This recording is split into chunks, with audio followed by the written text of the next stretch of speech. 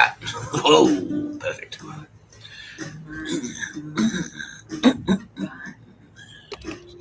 little bit. And that is pretty good. Pretty good.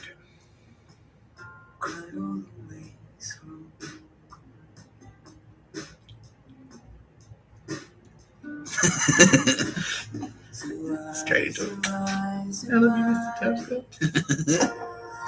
I love you too, Sylvia. You're my favorite. You are. I'm alive. I'm still alive. Still very, very alive. Still very, very still alive. You know who's not still alive?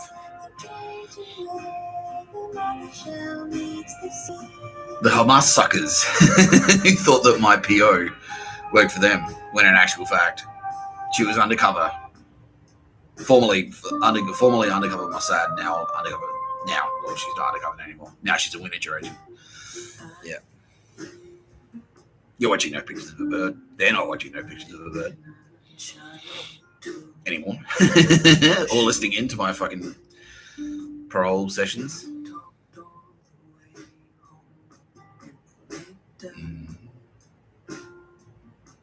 Corrections is it's pretty much there. So I guess the headline is like, if you work at corrections and you're dirty and you're not dead yet, I don't know. If I were you, I'd have a wank, I guess. Like, drink a beer. I don't know. Call your kids. Whatever you need to do.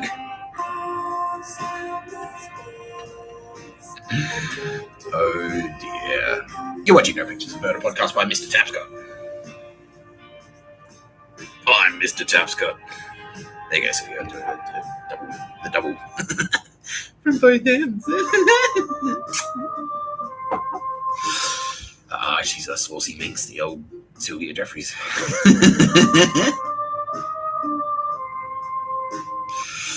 Yeah. Yeah. Joining me as always, Kitty Killer, represented here by the Grand Island Cup. Don't forget, they murdered penguins. I love you, Mr. Tapscott. I love you too, Kitty. You're the best one. Tara Bennett, represented here by this candle. Don't forget, we're getting married. I love you, Mr. Tapscott. I love you too. You know, everyone.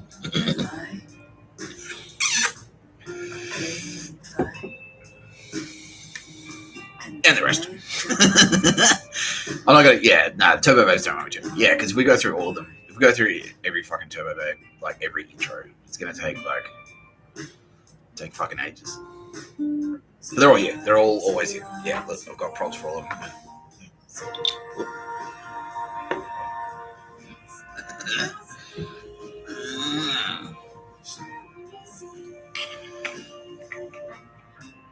Waterfords is here, but they don't represent anything anymore because they were pedos. So, music by Aldous Harding. Thanks, Aldous. Yep.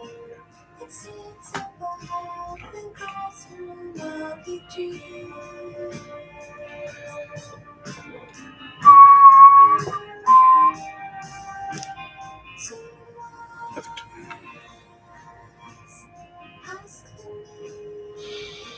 Okay. Today we do have.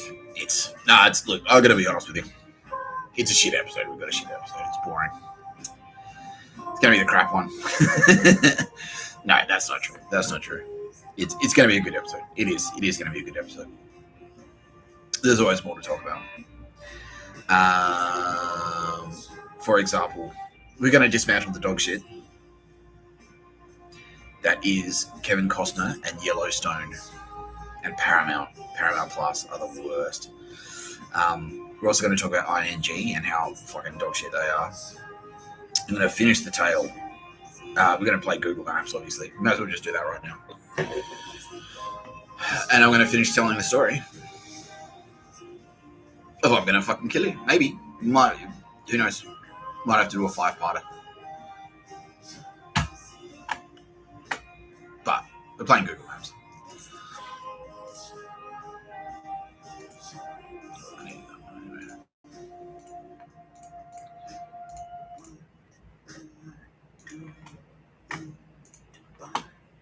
Now, these spastics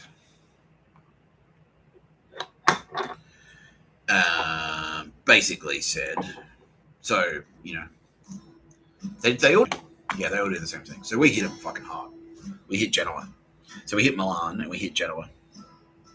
They're basically Swiss Nazis. Yeah, it's the same Nazism. It's that white supremacist, European, yeah. It's the city-states. Yeah. Like the House of Medici and like all those houses. Those big family houses. Yeah, they wanted to bring that back, basically. Yeah. Machiavelli, the prince, like that gear. Yeah, like I was saying, like the fucking this is what Narahito wanted to do as well. They wanted to go back to the feudal system, where every little area would have like a lord or a warlord. You'd have two types of people. You'd have the lord and their family,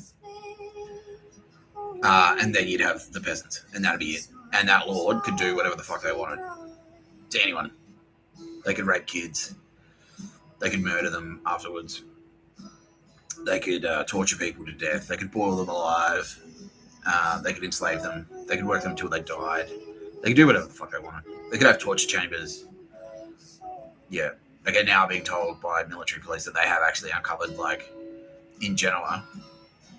Yeah, they had started building, like, torture chambers and stuff. Medieval torture chambers. They're like, we should bring back the Iron Maiden. Like, literally. Yeah. They were starting to build them back in because they were planning to, like, get back into that gear. Yeah. So, those spastics, after we hit Genoa, went said to us, oh, we capitulate. And again, made the same mistake again.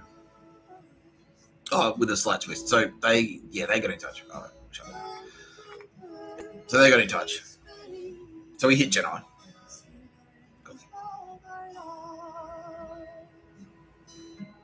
Coffee.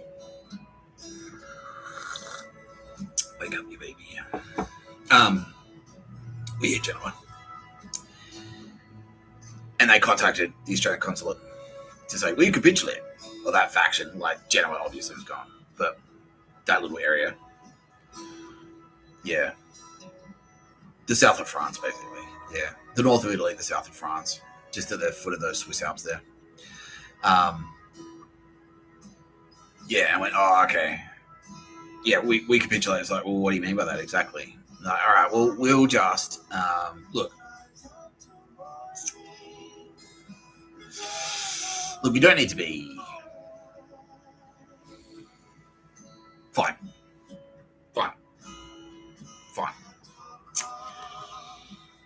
We'll stop telling Mr. Tapscott what to do, all right?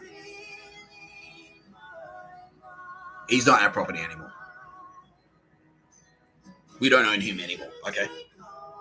We can admit that. We can admit that, all right? Just as long as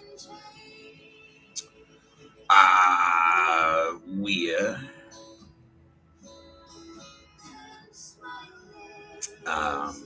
basically his cabinet ministers, yeah. So we'll run everything, right? And then he is the figurehead at the top, yeah. So they're basically like, okay, fine. Like, we don't own him. Yeah, we don't own him anymore.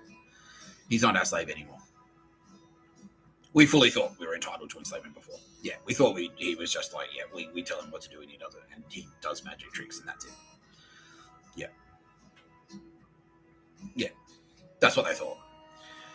They're like, okay, we can see that's not the case anymore. But, so the way it's going to work though, right? This is how it's going to work, Australia. It'll be like a Catholic church type thing. He'll be the Pope. And we'll be the cardinals. Like us and our cronies will be the cardinals. You know, at any point, if we feel like it's not really working out, maybe we'll have the keys to his bedroom. Let's put it that way. We'll prepare his meals for him. Right? As long as we are still preparing his meals. And we know where he is. And we have access to him.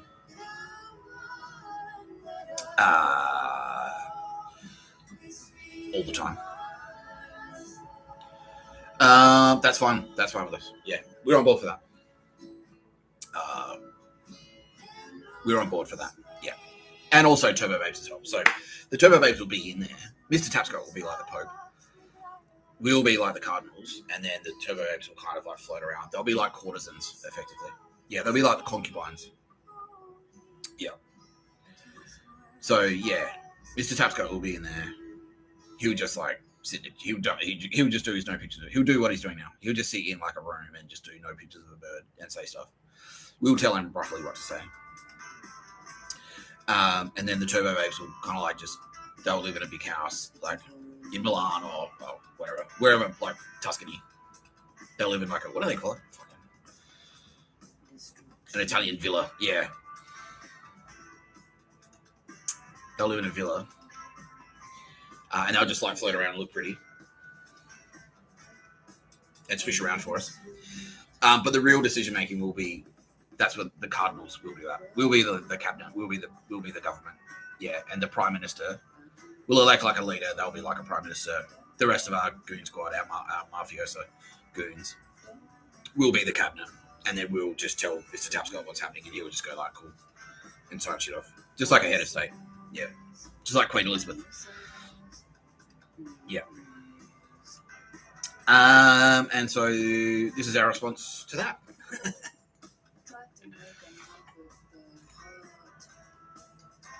Because you got, yeah. And the plan is flawless. I will admit it. It's flawless. Logically, it makes perfect sense. But you don't have any nukes. So we do have nukes. So what we're actually going to do is, instead of that, we're going to keep blowing you up with nuclear weapons until you just do what we tell you to do. That's it. That's it. We tell you what to do. And you do it, or we kill you. That's it. That's how war works, you fucking spastic losers. Reread The Prince by Machiavelli, please. I'm pretty sure it says that in there somewhere. You need to, if someone doesn't do what you tell them to do, you need to kill them. Like, that's it. Yeah. So that's how it's going to work. We tell you what to do, and you do it, or we kill you. How does that sound? Now, you're lucky, like, because Mr. Tapscott has a very strict no enslavement policy, so I'm not going to enslave you. But if you don't wrap up all of your dog shit, all of your Nazi dog shit, we'll keep killing to the last man until the last person is dead. Even if that last person is a 3-year-old girl. If that last 3-year-old girl is standing there in the fucking smoldering ruins of your cities, and we'll be there, like all of us gather around, like, okay, what have you got to say for yourself, little girl? And she goes and does a Nazi cough. Right, that's it. Bang. Yeah, done. That's it. Yeah. So here's our response to that proposition. Okay, yeah, let's do that one. Yeah, this will make a statement. Here we go. Yeah, here we go. Perfect. Right there. Yeah, perfect. Now this is significant because that's actually who's heard of the Shroud of Turin? Yeah, so the Shroud of Turin is in here. Hey, he's dead. Yeah, the Shroud of Turin's in there. That's where it's kept.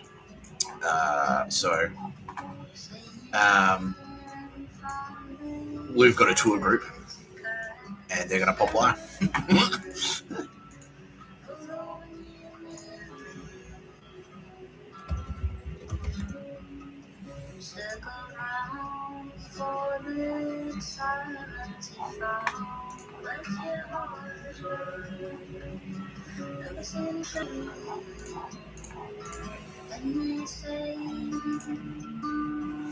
And while that's happening, man's getting any biscuit sarcastic me.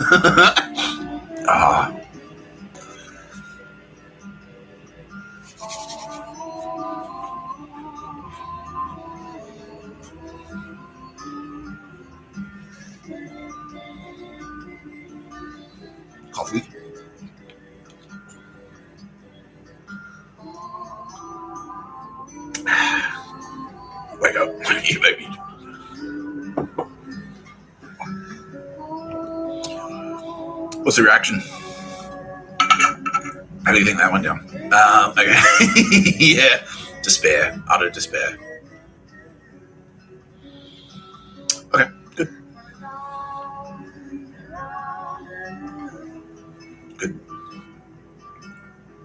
That's the point, right? Yeah. We want you to feel hopeless. Like, you have no hope of beating us in war. These are your options. Those are your options. Unconditional surrender or death. That's it. Those are the options. We're not negotiating. The time for negotiation is long gone.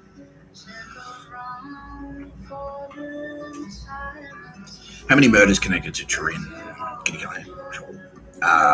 1.8 million worldwide, possibly in the billions. They're in Africa, basically. Yeah. Yeah. Like recently, like yeah, like in the last 10 years, basically. Yeah. Okay. You guys, fuck you. Yeah. What were they doing? Sending mercs into Africa, all people smuggling. Yeah.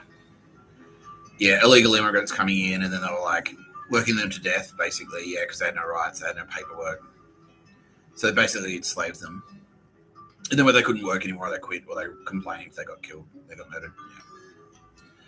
Yeah. Okay. Well, fuck you. No, we're not interested in any kind of government involving people who think like that. You fucked it up, and that's it. We'll take it from here. Thanks.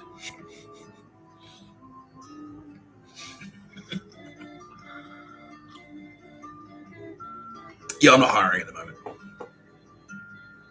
I'm not hiring. Yeah. Yeah, I don't want any. No. And it's like, don't you want recommendations? No. No. None. And just for that, we're going to play again. No, I just said exactly what I want. I want unconditional surrender. I tell you what to do, and you do it. Or I order your death. Yeah. That's it. Those are the options. That's what I want. I don't want anything else. If you suggest anything else to me, this will happen. I've been very clear, but I guess not clear enough.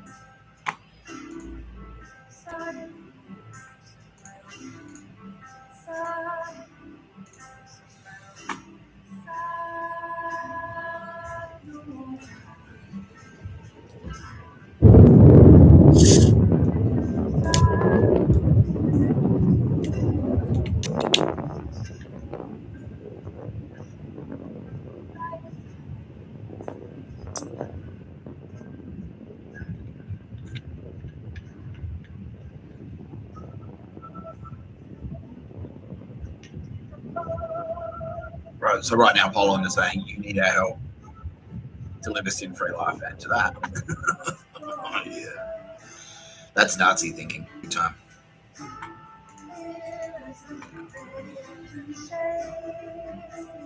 This whole episode is just going to be good.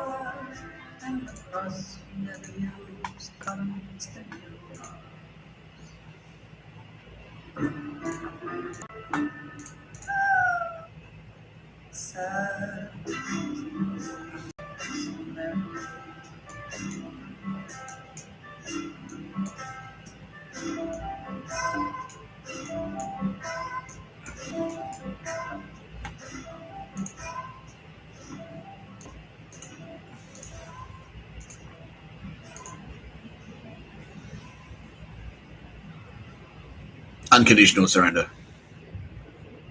That's the only way this is going to stop.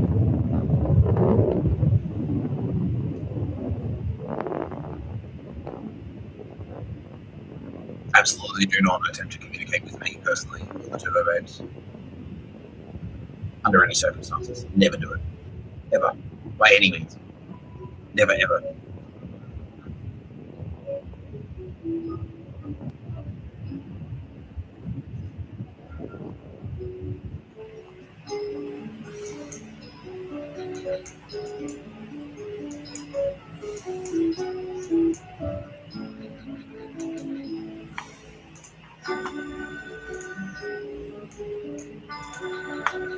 What is the exact step-by-step process the U.S. president follows to launch a nuclear triad B-2 Spirit stealth bomber?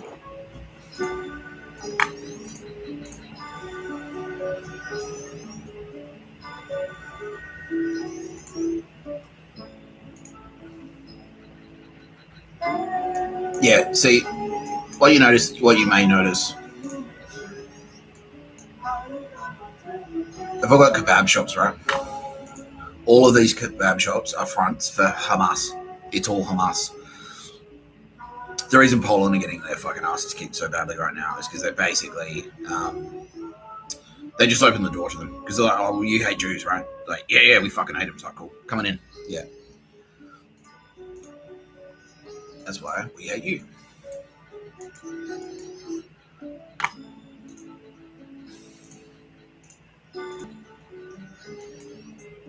What is the exact step-by-step process the U.S. president follows to launch a nuclear triad B-2 Spirit stealth bomber? It starts with the biscuit. No, not the snack, but a card containing the gold codes that authorize a nuclear attack.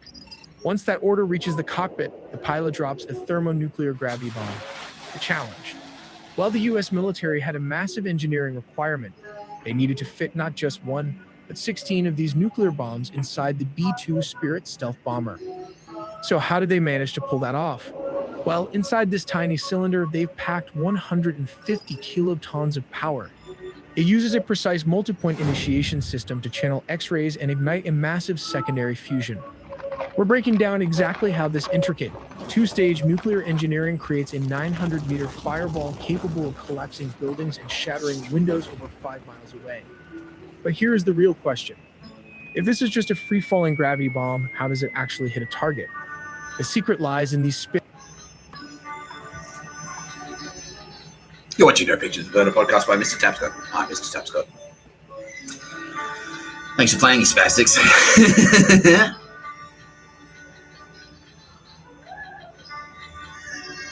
Yeah, so yesterday and the day before, I kind of spoke about like KPop Demon Hunters. So KPop Demon Hunters, that was on Netflix, but it was produced by Sony. And like I was saying, Sony are Yakuza. Yeah. That's what I mean. They are the Yakuza. Nintendo started out as a gaming company. That's it, like they started out as gambling houses. Yeah.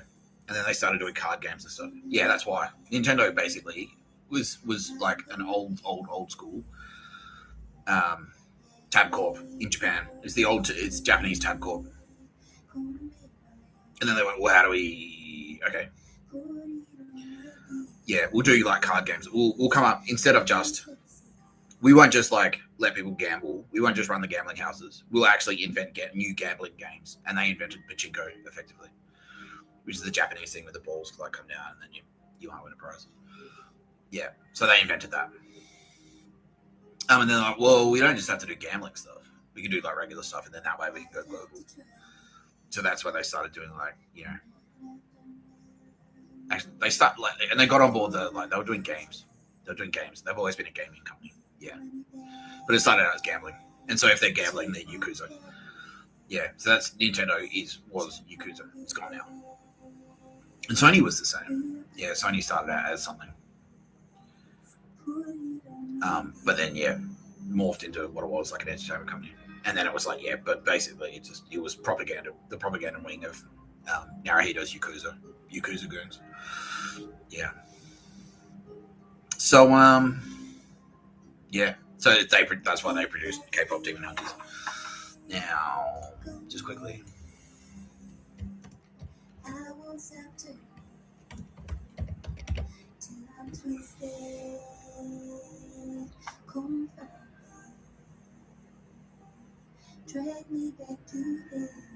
Yeah.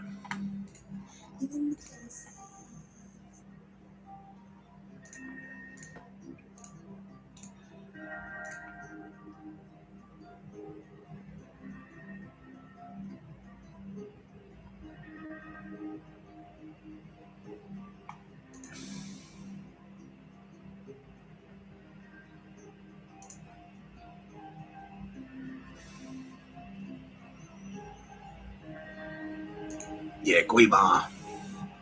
See that hat there? See that hat? Yeah. The once was a mighty demon king. Stop me. If you've heard this one before, he was in total. Yeah, stop. Yeah, that's dogshit fan. He was in total control. He feasted on souls. The world trembled when he roared. But then some hunters sang some songs. Now all he does is starve. Yeah, can't get at the souls and flames. Grows cold. So that's a reference to me being in jail. Just a whisper in the dark. And will he let the fire go out? Is this the end of him now? Dying king with a crumbling crown? Will he let the fire go out? Yeah.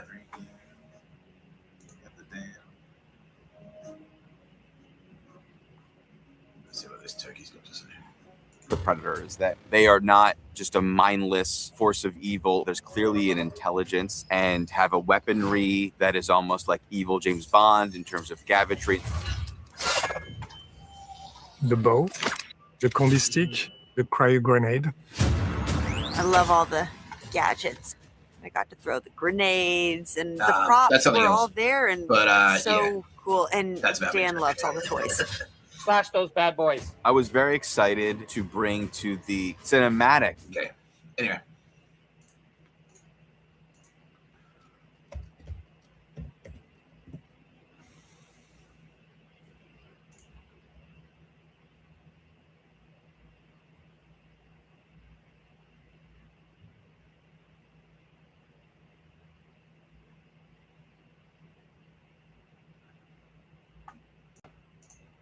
Yeah, Guimar. There he is. Yeah. Pink. Yeah, pink all over. Yeah. Yeah, there. Yeah.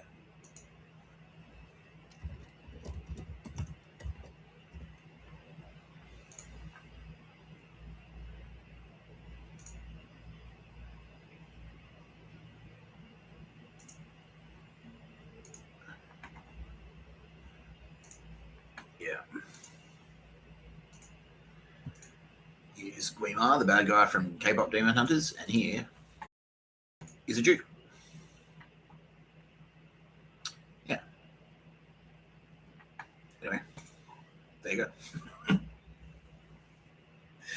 Just in case you were unclear of whose side they're on. Yeah. Oh, you already established that. Yeah. Anyway. Fun fact, Hasidic Jews have been, that whole thing has been dismantled as well, along with the other churches, because they were kind of the same. They were corrupted. Yeah. Any really fundamentalist religion that organized itself got corrupted. Yeah. So organized religion effectively is, it's redundant. It's obsolete now. Yeah. You just get rid of that. Yeah. It always, because it veers into pictures of a bird. It's like if you organize into a militia, like a private militia or an army, that's pictures of a bird. And you're watching No Pictures of a Bird, a podcast by Mr Tapscott. I'm Mr Tapscott. So I'm against it. I guess that's what I'm trying to say.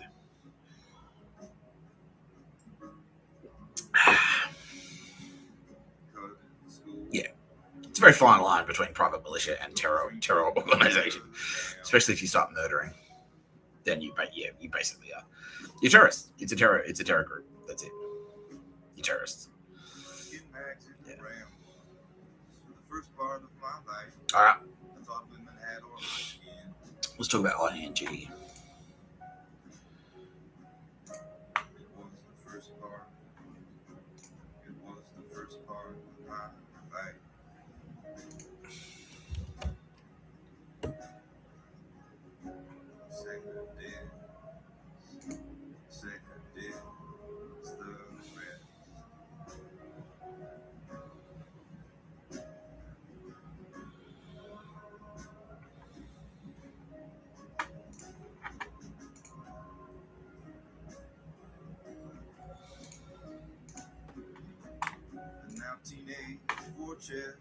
Oh.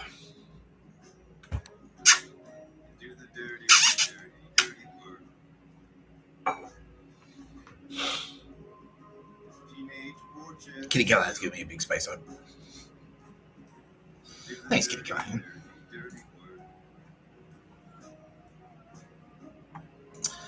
So this is ING Australia.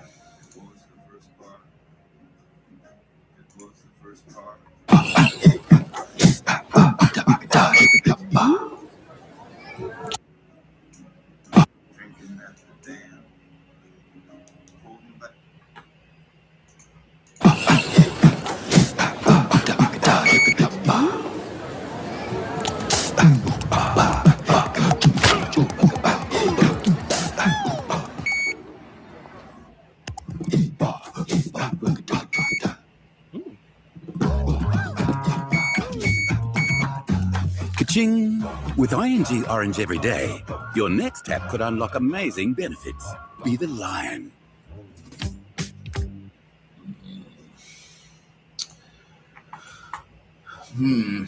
Oh, let's watch that one again quickly.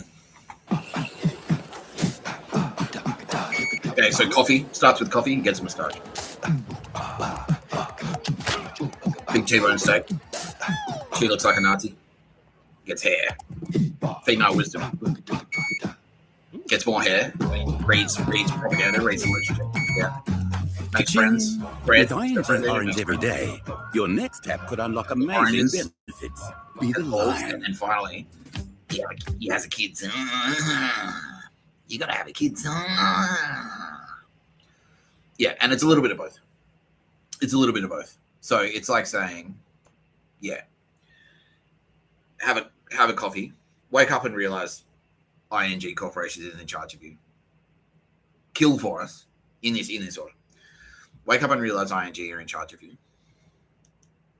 Kill for us.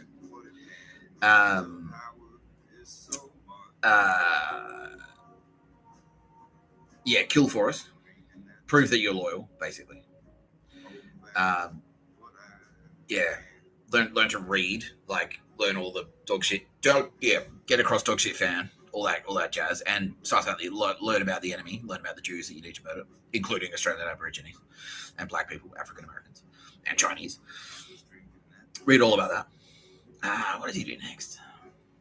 Yeah, and then is that quick fire thing? Yeah, and then grow a pair of balls, like get orange, so masculine, so red and yellow together, which is Mr Tapscott, Kitty Callahan, but they've interpreted it to mean manly, man, be a man, man up.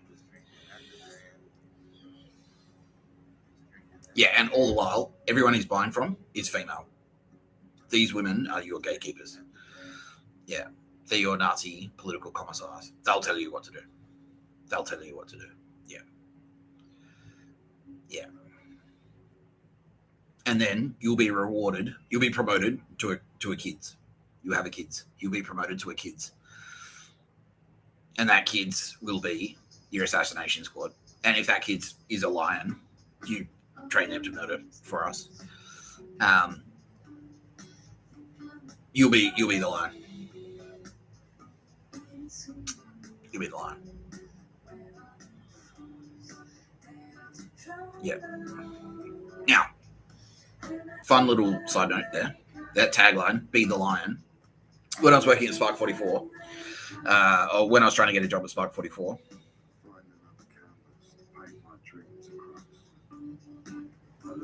Yeah. When I was trying to get a job at Spark 44, the creative director,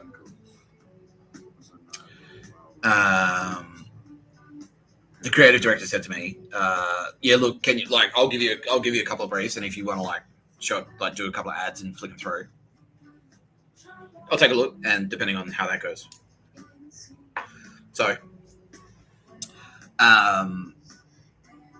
one of the ads, he says, do an outdoor, do a billboard for the most beautiful car in the Jaguar F-Pace, the most beautiful car in the world. He won an award saying it was the most beautiful car in the world. And so the line I came back with was, it's F-Pace, most beautiful car in the world, with the award. And then the line was, be the beast. And then it's the guy's behind the wheel. It's yeah. So it's Beauty and the Beast. But you could be the beast because it's it was an SUV. It was the world's most beautiful SUV, basically. So yeah, you can be the beast.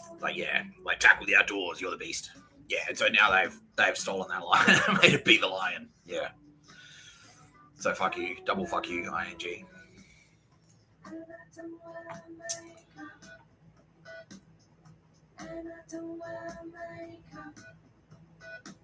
Yeah.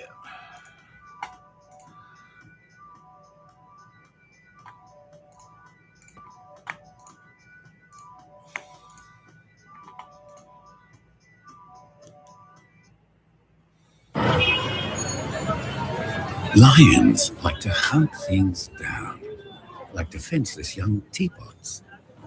And when they're on the move, they pay 0 ING international transaction fees with one of these. It's here somewhere. There it is. The ING Orange Everyday Card. Travel and save, Jews. Be the lion.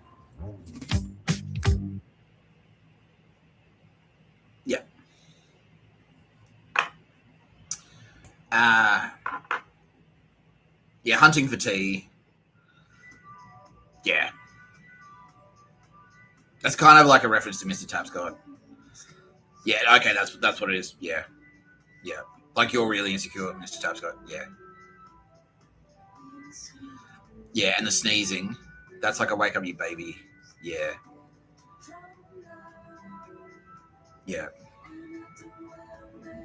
Yeah. So the lion sneezing. Yeah, the lion's wake up, Mr. Tapscott.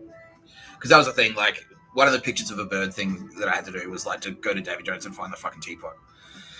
It was so gay. It was so gay at the time, and I was I'm sorry, but war is hell. Yeah, it was so fucking gay. And that's when I was singing the songs yeah, walk around in the fucking shot. Because I was in there, hadn't slept in a bed in a couple of weeks. Flat broke, shoplifting sushi to survive. And then here I am in Perth, walking around a fucking department store looking for a teapot. It's I get it, war is tough, but maybe we should be finding someone to shoot in the head and shooting them in the head if they're bad guys. It's no, find the teapot. No. But secretly what I was doing was showing myself off to draw out the suckers. Because they thought that's what it was. They thought I was playing ball with them. They thought I was doing pictures of a bird to impress them. Yeah. When actually I was there to scope them out. Yeah. And in the background, my started going, thank you. Yeah. And I had my watch was fucking secretly hacking them. And yeah. I had all this secret tech attached to me that they didn't know about. Yeah. It was hacking their Bluetooth devices and shit. Yeah. Anyone that came within 50 meters of me in that period. Yeah. My passport was bugged. Yeah. Oh, and that ended up somewhere, did it? Yeah, it did. Yeah, okay. Yeah. We'll do this one super quickly. So I threw my passport away. I threw it in the trash at Perth Airport. And then they went through the bin and pulled it out of there. Because that's what they do. They go through garbage and steal your garbage. And then it ended up somewhere. Yeah. We're now about to review where it ended up. And as a result of this one fuckwit. Everyone Stroud. Yeah, that's his kind of. Yeah. So this is an Aces goon / Opus Day loser. Yeah.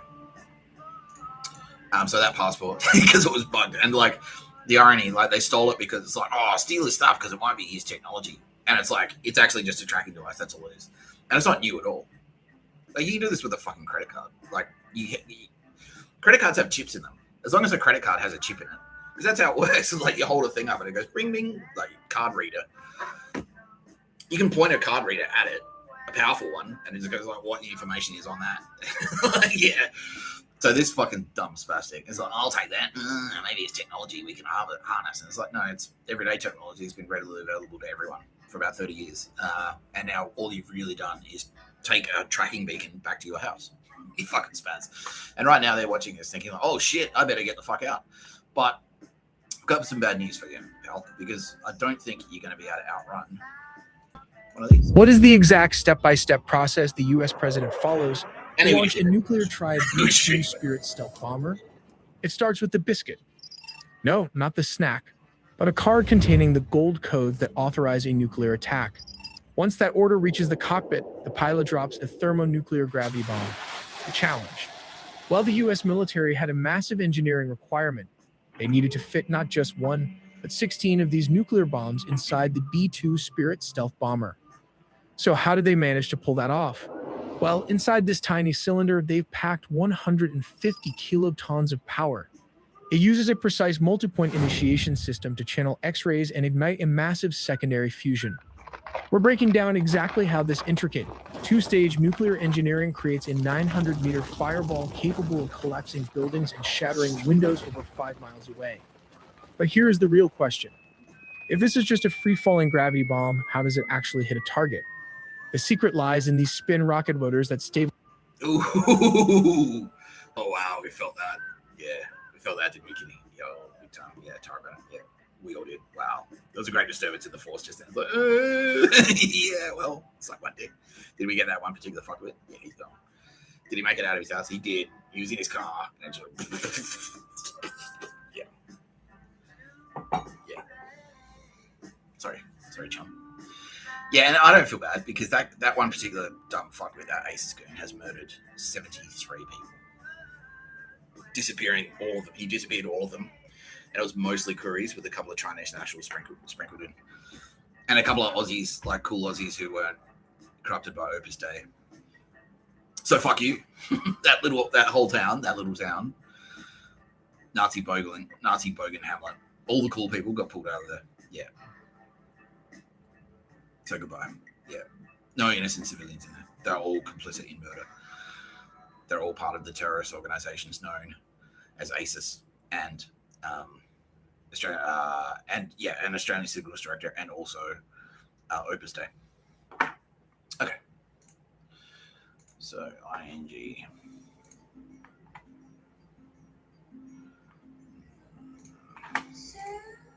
Now back to the ING. Yeah, let's talk about ING. Oh, there we go. Today, ING is well known as a multinational with Dutch roots. The proud orange lion adorns offices all around the world, like here in Italy, France, Great Britain, the US, Turkey, and many others. Everywhere we have one thing in common, our purpose, empowering people to stay a step ahead in life and business. But when did the story start? Some of ING's businesses can trace their roots back to 1762 when John and Francis Baring started a bank in London. Or to the mid-19th century when Banque de Bruxelles. That's a lie, that's propaganda. It was actually in the 16th. In the Netherlands, it all started with the Rijksbospaarbank. The savings bank was founded by the Dutch government in 1881 to encourage workers to start saving. 4 decades later, the Dutch introduced another service to help people manage their finances. The Postcheck en Girodienst, founded in 1918, allowed families and businesses to make payments via mail or local post offices. In the decades thereafter, the Postgiro would continuously improve the efficiency of the payment system, increasingly with automated systems. The economic crisis of the 20s prompted the Dutch government to initiate a reorganization of Dutch banks serving small and middle-sized businesses. Out of that in 1927, the Nederlandse Middenstandsbank, NMB, was born. As the 20th century roared on, global, technical, and economic developments made it interesting for businesses to combine into bigger ones, and countries sold state-owned business to the private sector.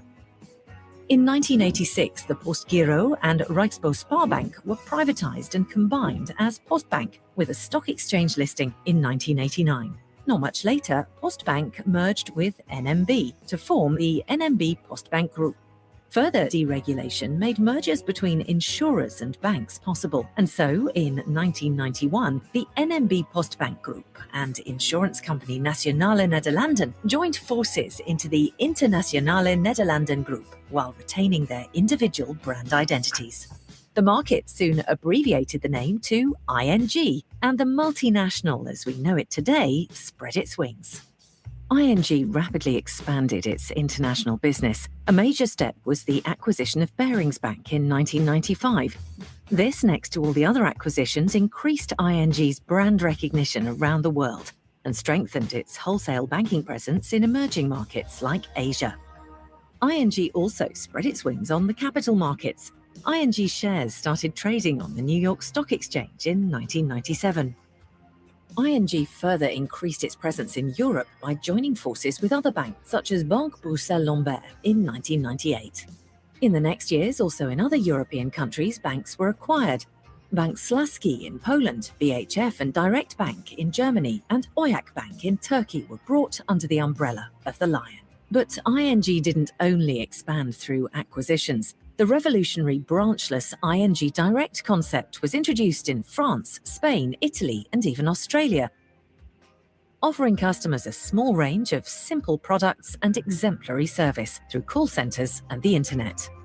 And in 2007, ING decided to combine the Postbank with its Blue Lion logo with the other Dutch retail operations. Now, the 7.5 million customers in ING's home market continued their banking activities under the orange ING flag. When the global financial crisis shook the world in 2008, ING also had major setbacks, making it necessary to get help from the Dutch state.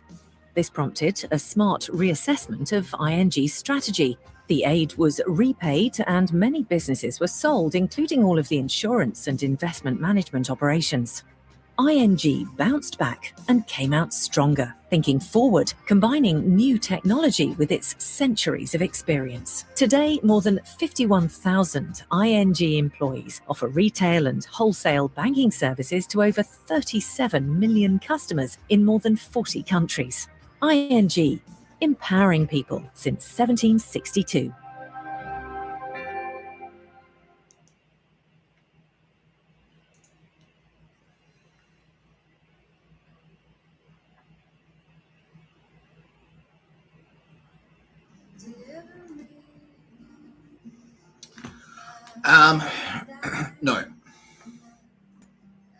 No.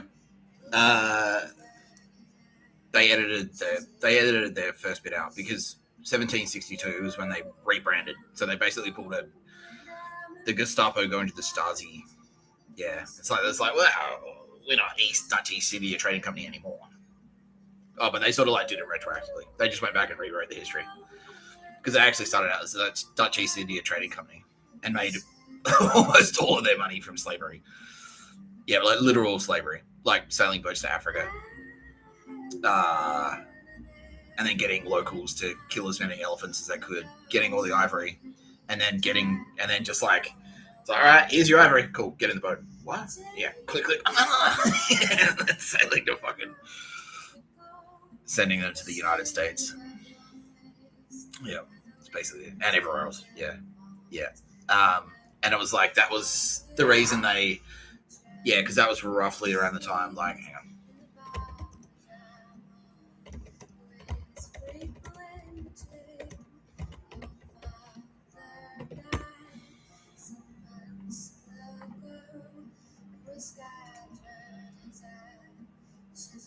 Yeah. So 1772. England criminalized slavery in 1772. Yeah. the entire British Empire. They didn't do it till 1833, but in 1772, slavery on English soil was declared illegal, but it didn't apply to the colonies. So they reckon ING started in 1760. Before that, just before that. Yeah. No. They had to rebrand. Yeah. Because they were at the time, they were like the McDonald's of slavery. It's like the biggest slavery worldwide. 100 million slaves since 1663. That was them bragging about it. Yeah. Like, they very proud. Like, they're very proud of their tallies. Yeah. No one enslaves more people than we do. We're your number one go-to. Forget getting on a torrent order. If you need a slave, you come to the Dutch East India Trading Company. We'll get it done. Yeah. Yeah. By the way, sex slavery isn't a new thing either. Child sex slavery that's not new. Yeah. That was them as well. Yeah, they're all over that shit. Yeah. So fuck you, ING. I'm glad you're gone. Oh, by the way, all the Bunnings executives have gone to Guantanamo Bay. They all went to Delta. There's like 18 of them. Yeah. Like, yeah, we're playing ball. So cool. How many murders linked to Bunnings again?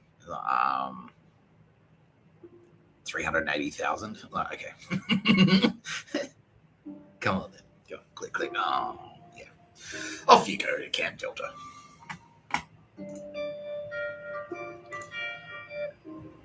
Oh, by the way, your life expectancy in Camp Delta is about 10 days. Yeah.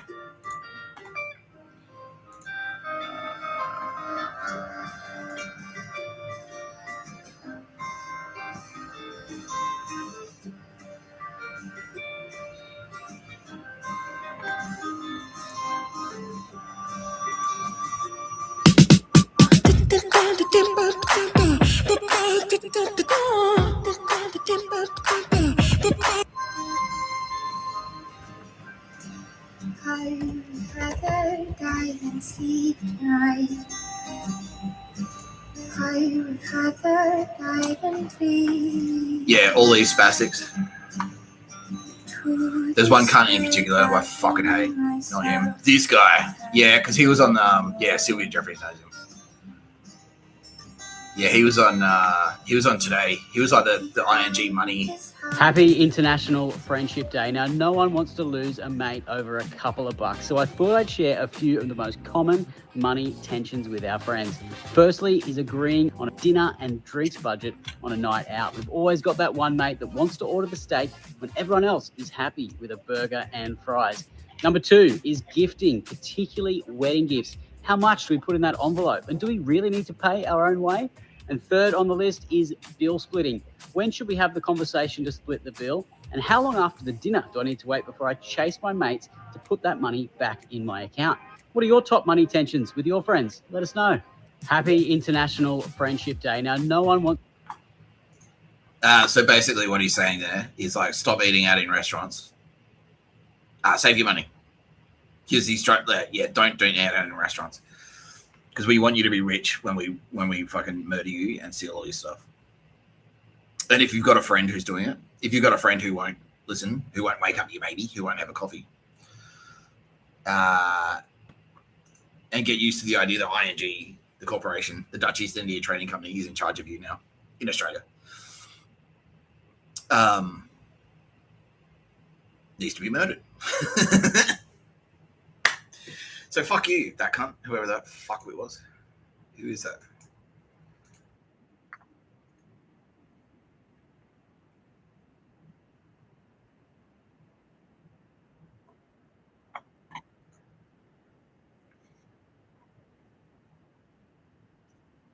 To order the steak when everyone else is happy with a burger and fries. Number two is gifting, particularly wedding gifts. How much do we put in that envelope? And do we really need to pay our own way? And third on the list is bill splitting. When should we have the conversation to split the bill? And how long after the dinner do I need to wait before I chase my mates to put that money back in my account? What are your top money tensions with your friends? Let us know. Happy International... Yeah, so he fucked up because he didn't say, you're watching No Pictures of Murder podcast by Mr Tapscott. I'm Mr Tapscott. I always do it. That's what you're supposed to do. You're supposed to do it at the start and at the end of bookended. Fucking amateur. But on top of that,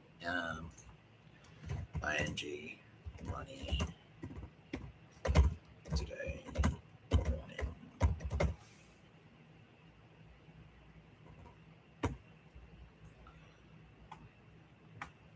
Matt Bowen. Yeah, that's him. Okay. Yeah, that's him. Matt Bowen.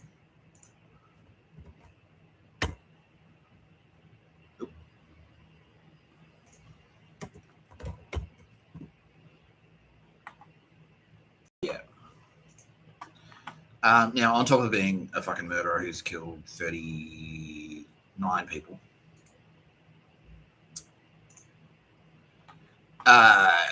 he's also a pedo, as you can see. Has anyone noticed? Like, you can tell, you can now, you know what a pedo looks like now. It's like, in the same way, like, you can spot a gay guy. Now, you can, okay, that's a pedo for sure. Yeah. That's Tara Bennett. Tara Bennett's done that on purpose. She's like, I'm going to make it so you can spot who's a pedo. Yeah.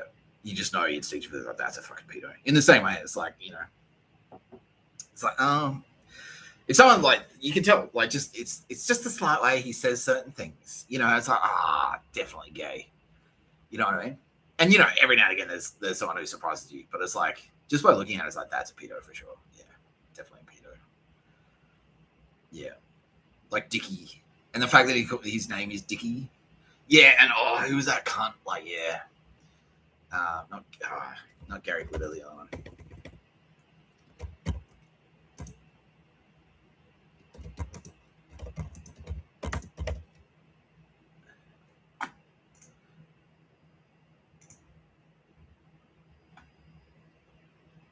Yeah, Jimmy Savile.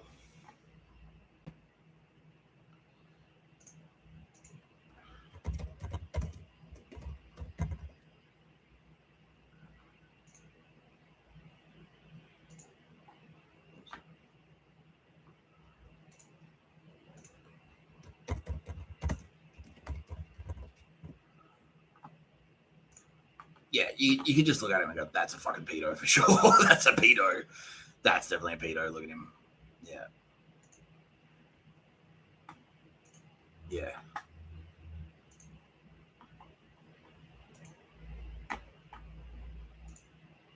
You know what I mean?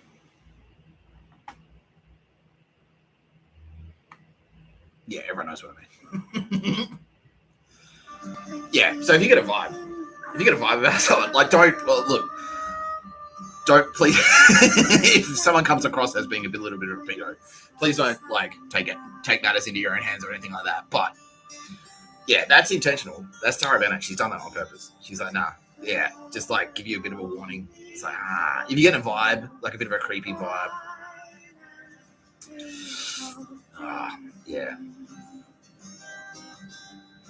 Yeah, it's a pedo for sure. Yeah. Yeah. She's saying, like, look, listen, trust your instinct. You're right. You're probably right about 70% of the time. About 70% of the time you get a vibe from someone, it's like, that's a pedo. You're probably right. 30% of the time you might be wrong. So just be aware. Like, don't go out, like, don't start, like, don't get in some, if you get a vibe that someone's a pedo, don't immediately accuse them in public. Like, don't do any of that shit. But, yeah, also, at the same time, if you get that vibe, don't let their kid play cricket. Like, if they're a cricket coach or something, it's like, nah, don't. No, Jimmy, come on, little Billy. Let's find another cricket club. Yeah. If cricket survives all of this, because all of cricket, all of it was cooked. At every level. At every level. International cricket, test cricket, Big Bash, one-day cricket, local cricket, all the local cricket clubs, they were all cooked. And they were all basically, effectively, child sex trafficking rings. Yeah. Absolute dog shit. Yeah. Okay. Oh, we've ticked a few boxes there. Yeah. So we're slaying some dog shit. We've deconstructed some dog shit propaganda. We've had some revelations. We've played Google Maps a couple of times. Done a bit of Turbo Babe stuff. So now maybe it's time to start telling the rest of the story about Mr. Tapscott and the band. I'm going to fucking kill you. You're watching No Pictures of Murder podcast by Mr Tapscott. I'm Mr Tapscott. Now, just to sort of like punctuate, to draw it, so like, yeah, it's like a bookend, like a chapter. We play Google Maps. Fuck you, Matt Bond. Apparently, yeah, because he was so fucking smug. Every time I'd watch him on like Sunrise, I'd see him on Sunrise, and his whole segment would be dogshit fan saying, "Fuck you, Mr Tapscott. We're gonna kill you." The whole thing. No, brand new and slow. Like the old way was slow, and this brand new card on the market is the slow, is the short way. Yeah. Fuck you, dogshit spastic loser. Yeah. Yeah. Never again. Yeah. Everyone unanimously. Like, how the fuck did he get to that? How do we let slavers just set up multi-billion-dollar fucking finance operations on Australian soil and just like let them run riot? You know what I mean? Yeah, exactly. Everyone's thinking that. How the fuck did it get to that? How do we just, John Howard. The short answer is John Howard, basically. John Howard, the Opus Dei Nazi. So, no rules. Nothing really matters. Just be a pedo. John Howard, massive pedo, by the way. No surprises there. Yeah. Yeah, so ING, we just slammed them, so we're gonna. Hey, Blues Beach.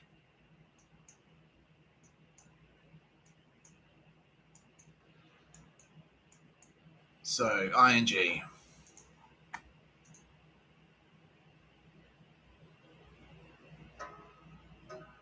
Yeah. There, look at that. Yeah, so that there, straight up. That's dogshit fan. The most expensive extracurricular kids activities revealed and how to save money on them. Yeah.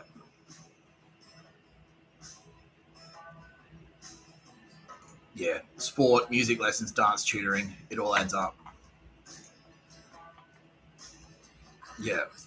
You're too expensive, Mr. Tapscott. Yeah.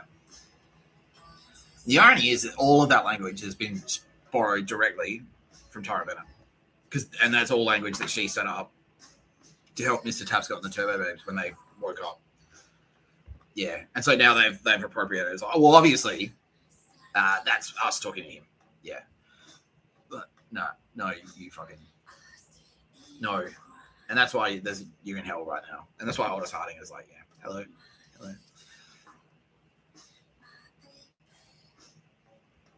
How are you, man? Slow. Yeah. On the slow cooker. Yeah. It hurts, doesn't it? Not even a sorry. All right. That's fine. It wouldn't change anything even if you were, but well, mine. But, yeah. Apparently, yeah, your wife was cheating on you, by the way. Yeah. And yeah, she has a taste for black dudes. So just bear that in mind. Yeah. She thought your dick was too small. So there you go. But yeah, the most expensive extracurricular kids activities revealed and how to save money on them. Like kill him. Yeah. Sport, music lessons, dance, tutoring. It all adds up. Yeah. Yeah. You playing the trombone too much, Mr. Tapscott. This is like, yeah. You're talking too much shit. That's like you being a wanker. That's yeah. You're playing too much footy. You're playing too much rugby. You're playing too much Muay Thai. You should be playing cricket or golf. That's it. Pictures of a bird, and that's it. And tutoring, yeah, we it's expensive. Like it's taking us too long to teach you that we're in charge. Not just of you, but the whole world. Yeah. So fuck you, Matt. And that's why we're playing Google Maps. Because this motherfucker, 5 Maryland Place, is a senior executive of ING.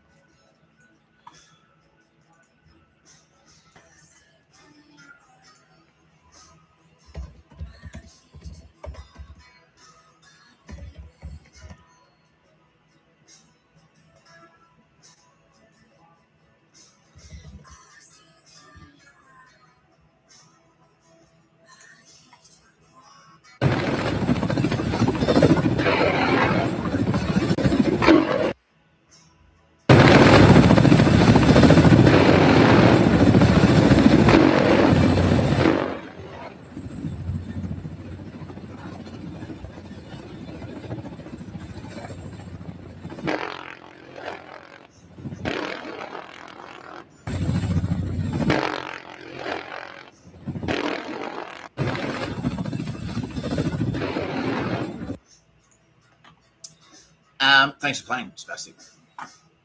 And that's not all. Yeah, what's that? No, that one there.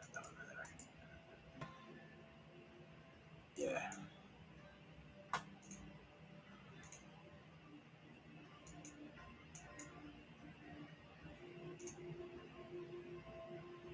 Because that can't be there.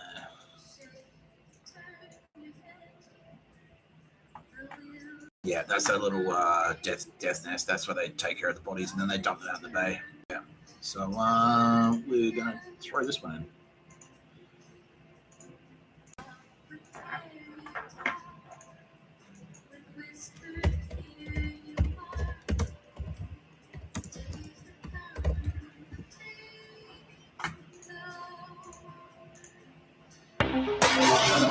A thermobaric weapon, also known as a fuel-air explosive (FAE) weapon, is a type of explosive that utilizes oxygen from the surrounding air to generate a high-temperature explosion.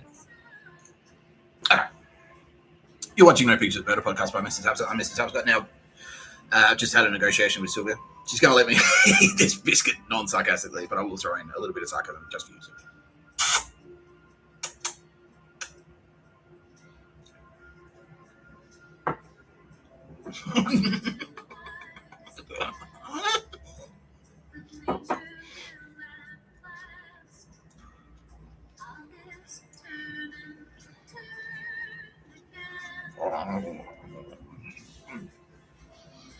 Sorry. Yesterday, we got up to the part of the story of Mr. Tapscott and I'm gonna fucking do it. Where Russell turned up to the pub saying, I can't play tonight. Why not? See? And he slashed all his fingertips off. Well, not off, but he slashed them. And I thought about it overnight. I was like, oh, okay, no, yeah. And so now, I need to make a bit of a revision. Because obviously, this happened like this is 20 years ago now. And I was wasted the whole time. So, yeah, Kitty Khan was like, well, the fact that you can remember half of this shit is a miracle on its own. But yeah. Yeah. And then, we're at the pub, and the head booker comes out. And he's like, yeah, fucking in Jamie. David Jamie. He's whinging about something. I'm just like, yeah.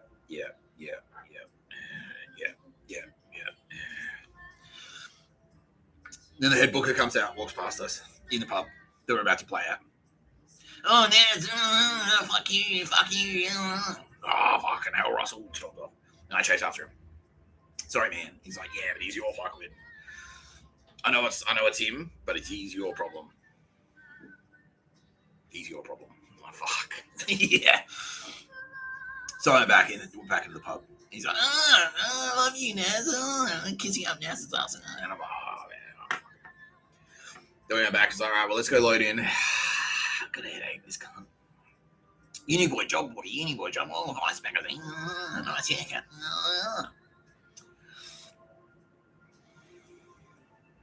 And I had a Vice magazine rolled up.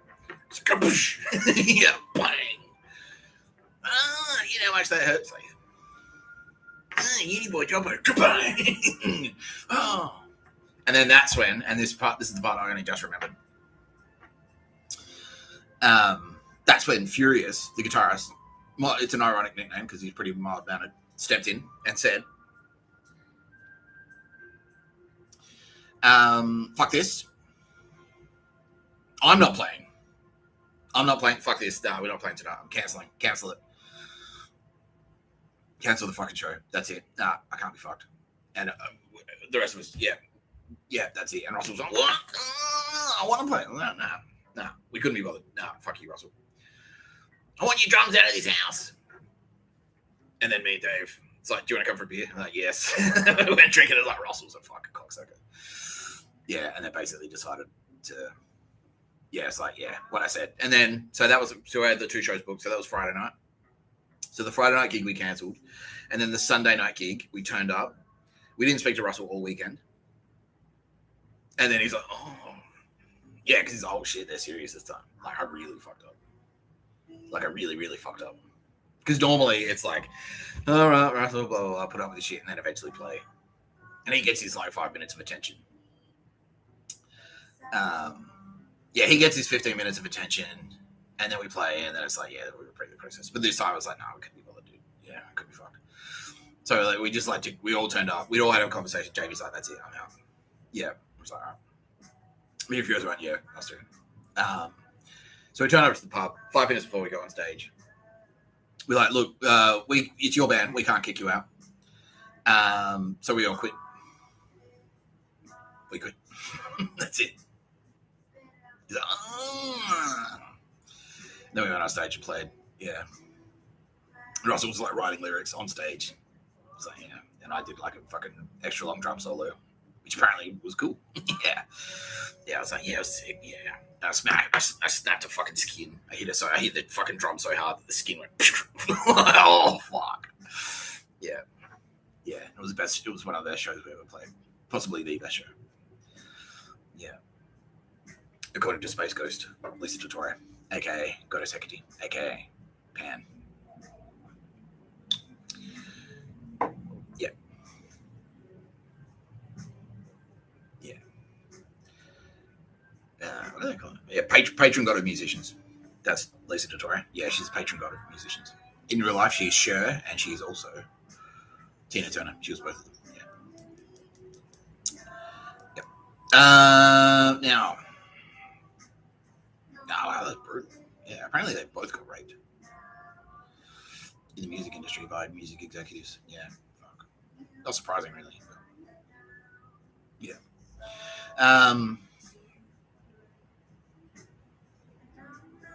Yeah. So you're allowed to do some.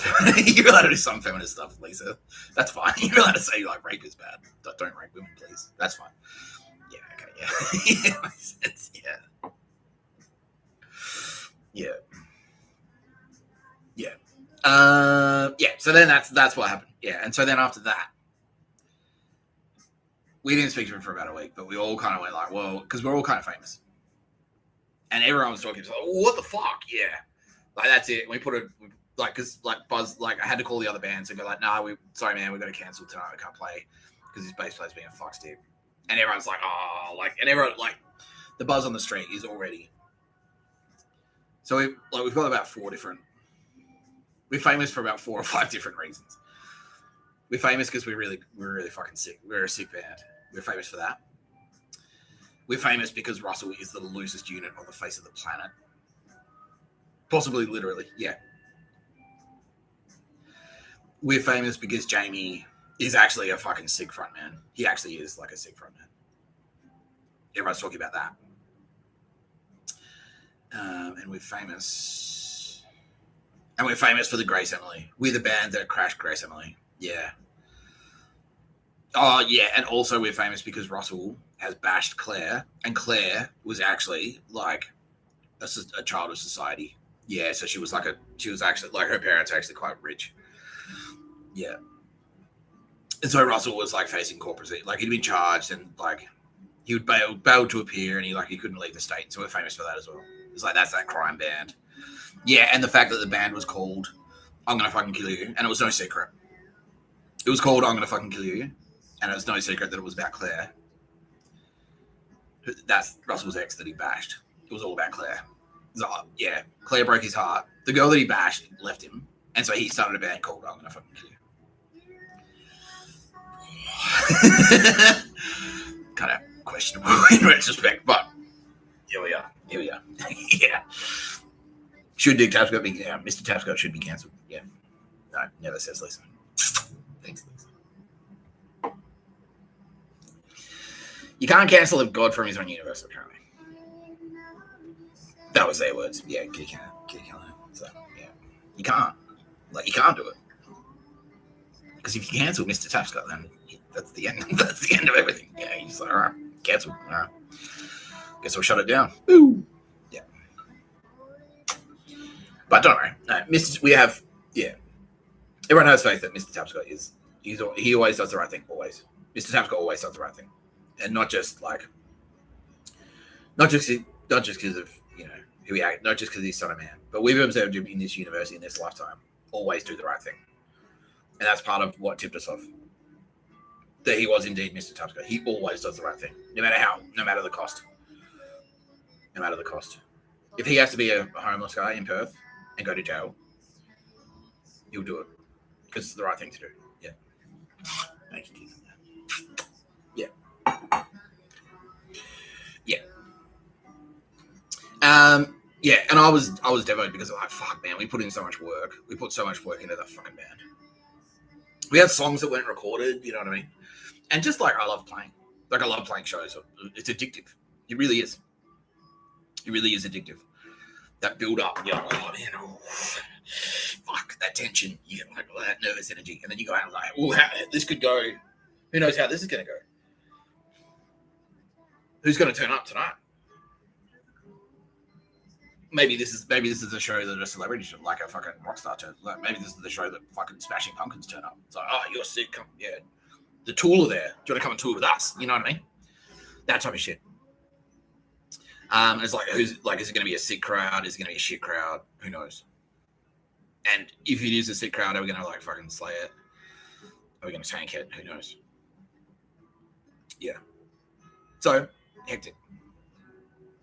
Yeah. So I missed that. And then you actually play, and when you're on that stage, fuck, that adrenaline that's coursing through your veins when you do that, and just the music, man. And that's why I love dancing. That's why I hit the dance floor, because it's like that's the only other way to get the feeling,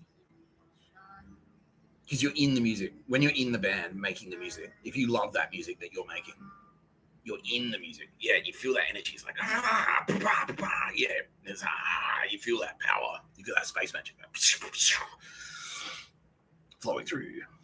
And that's why when I was dancing, that was the only way, shredding the deep floor, that was the only way that I could get that feeling of playing live. That was the only way to get close to it. It's like, this is like playing a show. This is like, that's that same feeling of playing a gig. And that's actually what it was. It was like space magic coursing through me. Yeah. Yeah. That's that feeling. That's why like it's so addictive. You get addicted to it. You get addicted to the space magic. Yeah. And then you crash up. Like you come down after, you get off the station. Oh, fuck. And it's a fitness thing as well. You get all the fucking endorphins from like playing. If you play 45 minutes straight, that's huge. That's a massive workout. Yeah. Yeah. And play gigs that like Jamie. One gig, and it's like if you walk off your stage and you walk off stage and you're bleeding, like you're literally bleeding, and it's like fucking sick. Yeah. Like one time we played at Lizard Lounge, and someone and it was like an old Pizza Hut that had been converted into a bar, into a venue, and so you just play. There's no stage, you just play on flat carpet. And then someone like we're playing, and Jamie's at the front, and someone smashed a glass on the ground. And Jamie like, oh fuck it, like watch out for the glass, man. He's like, what? Fuck glass, who gives a shit? And got down and rolled around in it. And got up. He's like, all his arms, yeah, all his arms are bleeding and shit. He's still fucking still going. So good. That's the same gig that I hit the rim, like my knuckle hit the rim of the snare. It's like bang, I like took the skin off like all the knuckles and sort of yeah, I'm like, oh fuck, I'm bleeding. Yeah. And Dylan Stone was there and he heckled me. Yeah, that's right. It's like, yeah, because I know it, like Jamie's always going like, yeah, give it up for this guy, give it up for this guy, give it up for this guy. And then I ran out and grabbed the one and said, give it up for Jamie. And then Dylan Stone's like, oh, drummer shouldn't be on the mic. Oh, fuck you, Dylan. I would play Google Maps, but yeah, I don't want to lose my rhythm. Yeah. And then, yeah, Stasi secret police had to be there. Spastics. Okay. How you doing? Secret police?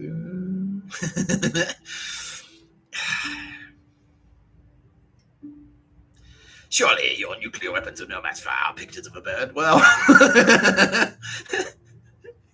we've got a bunch of other weapons that they're only just telling me about now.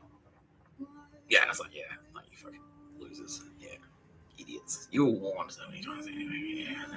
Yeah, so that feeling. It's addictive. Playing in front of a sellout room and they fucking, when they eat it up, they're like, yeah, and they get into it as well. They feel that space. She's like, yeah, that was fucking sick. Yeah. Kids jumping around in that front. Yeah. Fucking great. yeah, so I was addicted to that, and we'd broken up. It's like, oh, man, we put so many hours into it, so many hours of work. Now we'll never record an album. We'll never go on tour. Fuck. Yeah. So, and I was sad. Yeah, I was sad. I was very sad about it. And it was like a breakup. Like, you know, you have a fight with your ex and you break up with her. And then, like, you know, after the anger wears off, like 2 weeks later, you're like, oh, I missed it. It was like that. So, yeah, Russell went like, well, I'll keep the band going and just replace everyone. And then we said, well, we'll start our own thing. And then I tried to get it like up and running. And Jamie basically went like, okay, so this is how it's going to work. Nick, you're going to do all the work, and then I'm going to come in the last minute and take all the credit. It's my band. No, yeah. Yeah, and I wasn't down for that. And there was one guy, Jock Jacobs, who is, legitimate pedo, that guy. Yeah, when did he start reading teenagers? Kitty Callahan? 1997. Yeah, but he was a teenager. He was 17. Yeah, and he started touching up kids then, like little kids. Fucking hell, bro. Yeah, this guy, Jock Jacobs, he was in a couple of bands. I lived with him for a bit. Oh, really? Because I'm watching kiddie porn over there. That's gross. Yeah, there was this guy, Jock Jacobs, James Punk Rock Jacobs, and he was like a guitarist. He just sort of floated around. People seemed to like him.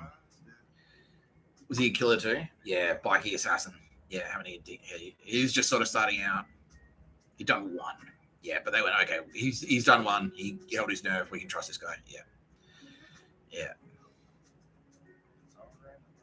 Dog shit. Yeah.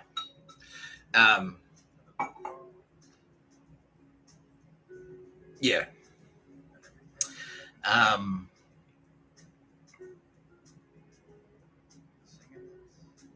Yeah. But it was around there. Yeah, it was around. There was pedophilia around there. Highland Street was dodgy. It was like the Cross. It was red light district of Adelaide. And Adelaide, like, you know, everyone knows how seamy Adelaide can be. It's got that serial killer vibe to it.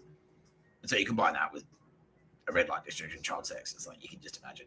City of churches, like city of pedos, basically. Church equals pedo, yeah.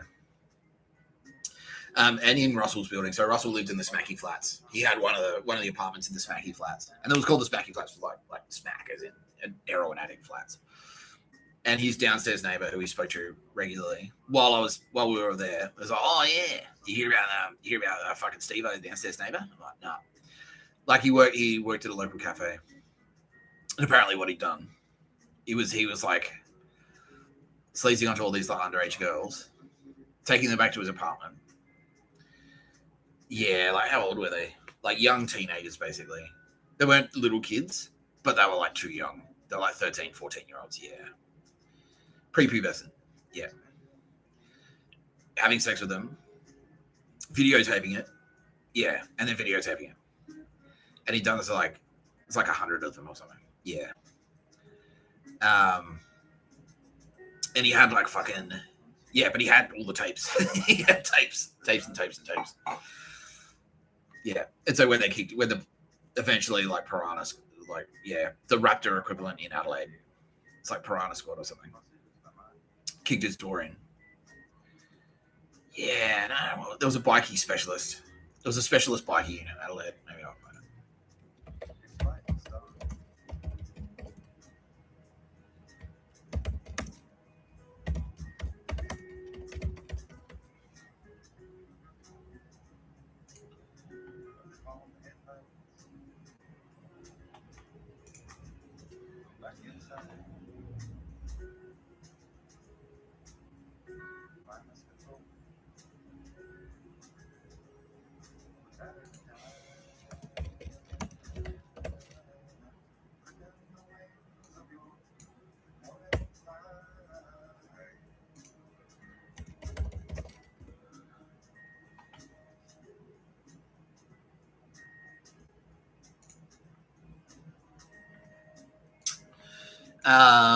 Yeah, there was a specialist unit. So the Piranha Task Force, that was the gangland shootings in Melbourne. And Sydney has Raptor Squad, so that's organised crime. They're all corrupt, all of them. All of those specialist, all of those specialist units, all of them are corrupt. Yeah, almost immediately they become corrupted. Yeah, as soon as they're formed, they're corrupt. If they're not, yeah, and you need to be corrupt to be on them, basically. Yeah.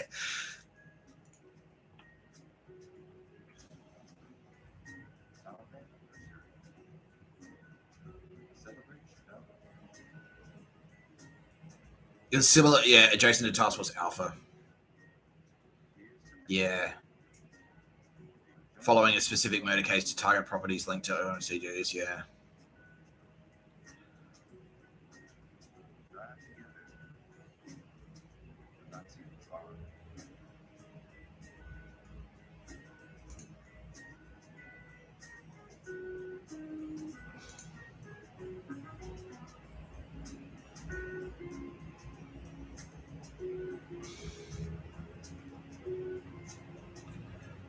Yeah.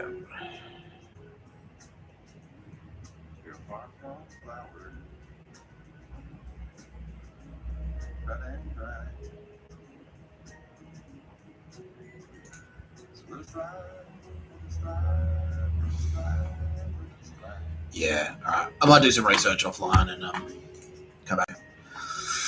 But yeah, anyway, there was a specialized task force, so they kicked his door in, and we're like, we've heard that you're raping girls, like you raping children. I wonder if there's any evidence in your apartment of that. It's like, no. Oh, like, what about all these videotapes?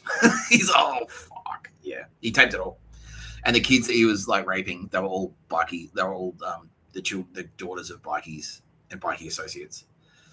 Yeah, so he didn't last long inside, I don't think. Yeah, Kitty Khan saying, like, he lasted about 6 months before he was murdered. Yeah, he got murdered. Yeah. Stage looked like a suicide. Yeah, but yeah, he went. Yeah. That's what happens. Yeah. Yeah. So that shit was going on. Yeah, there was definitely pedophilia there. So anyway, James Jock Punk Rock Jacobs. Maybe I can find him. Jock Jacobs.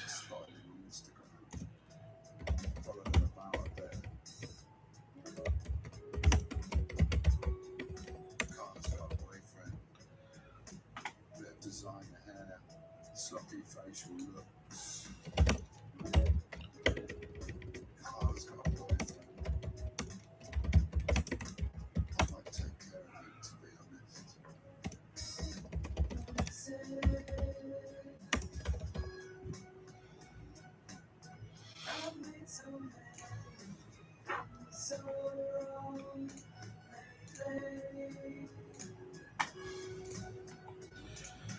Sure is sure was cool of the Nazis to like map their network for us. Like certainly was considerate of them. Yeah. This is all Nazi stuff. Adelaide Music Wiki. That's them mapping that mapping. This is the pictures of a bird Gestapo network. Yeah. Here it is. Thanks. That was easy.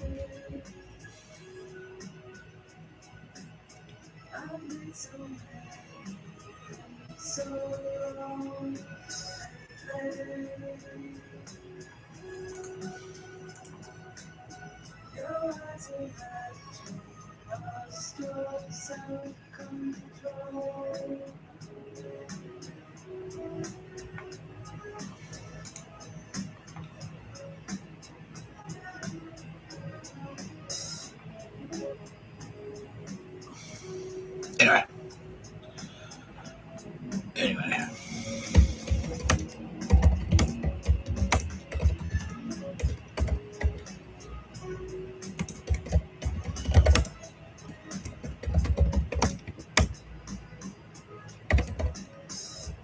And also, fuck.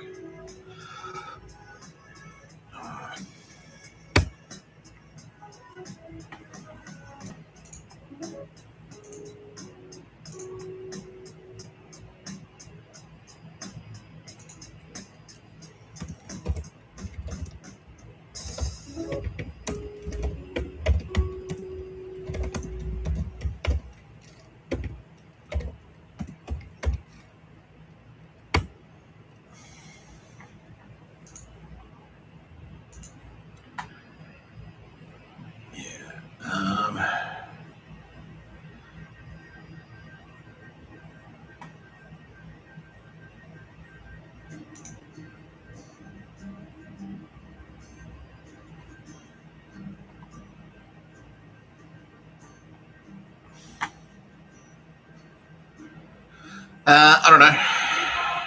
Yeah, I'm being strongly encouraged to find him.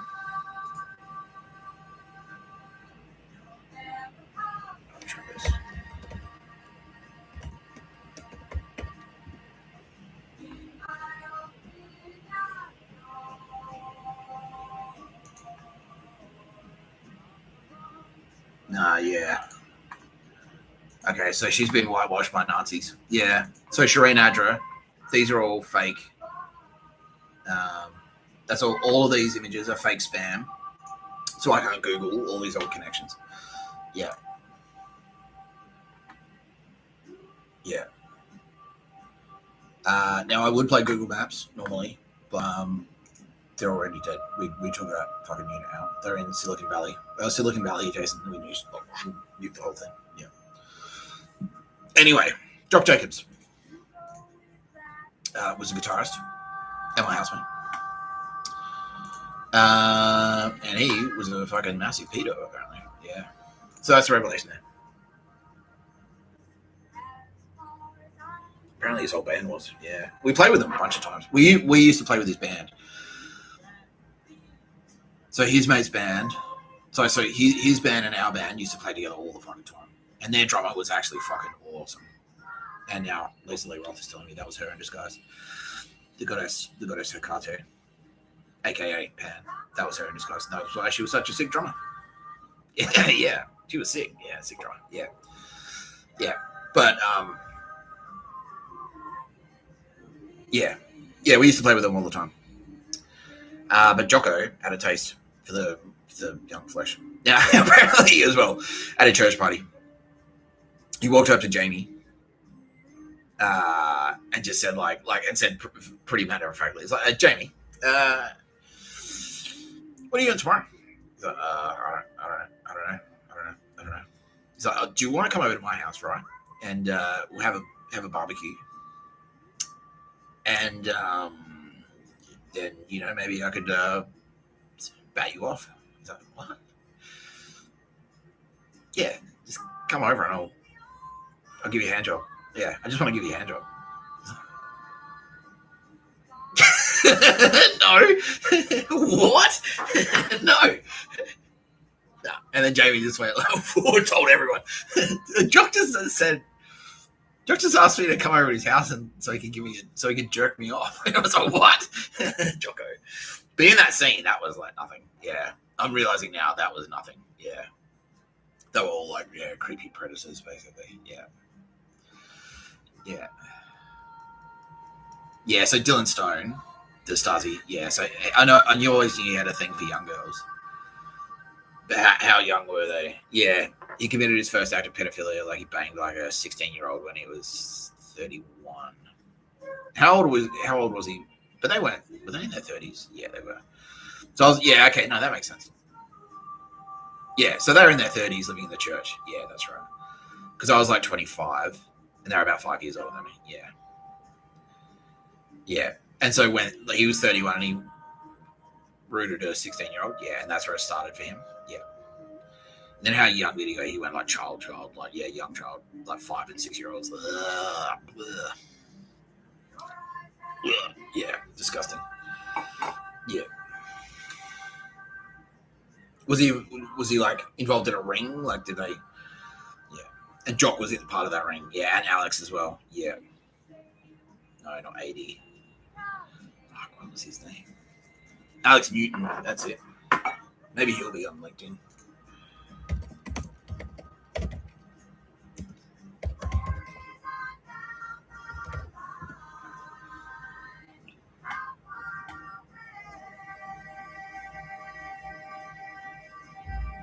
Maybe that's him. Maybe he got his law degree. Who knows? Nah, that's a joke. No, that's him right there.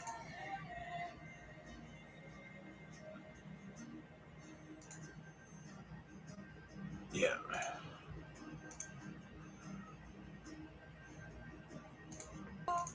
Yeah, needless to say, he is gone.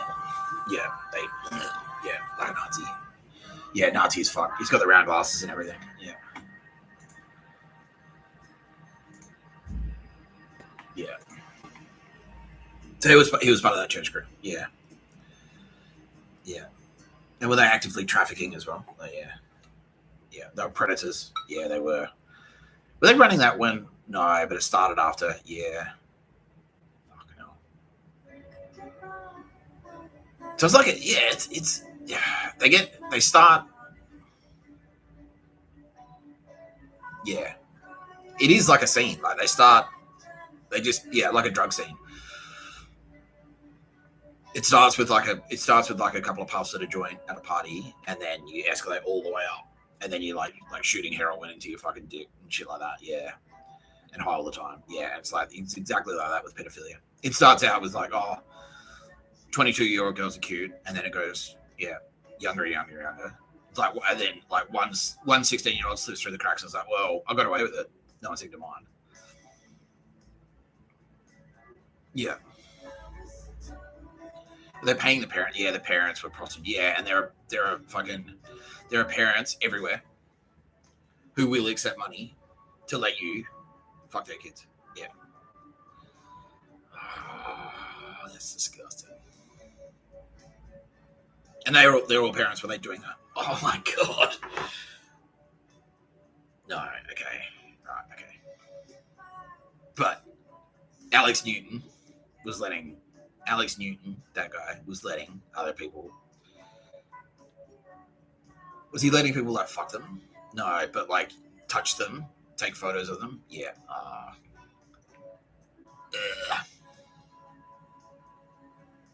So he was taking naked photos and sharing them around, basically.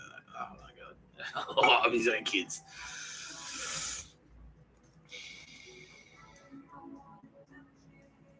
Yeah.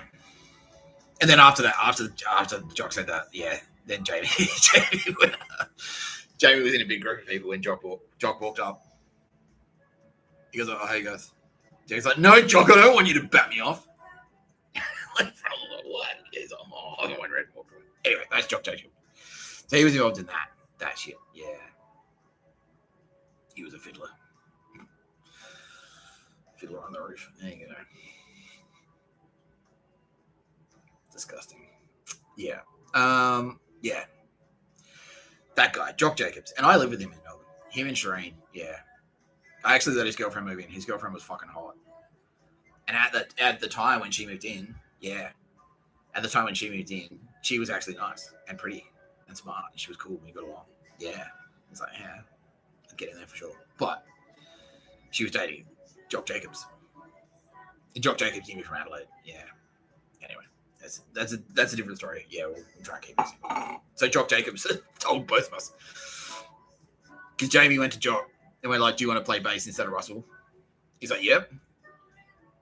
And then Russell went to Jock and said, "Do you want to play guitar instead of Furious?" Like, "Yeah." So Jock Jacobs joined both the bands. I'm Gonna Fucking Kill You broke up, and Jock Jacobs joined both of them, both of the new bands. Okay.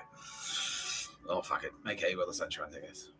No, not you, Jock. Not like that. You fucking creepy pedo. You fucking spastic dog. Easy now. Yeah. Yeah.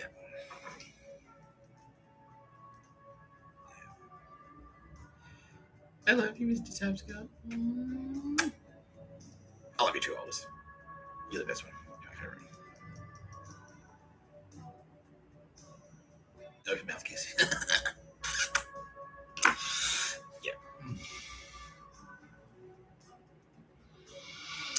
Yeah, so that happened. But I was still jonesing for the live show experience. And so after a couple of weeks, like the smoke died down. And I started talking to Russell.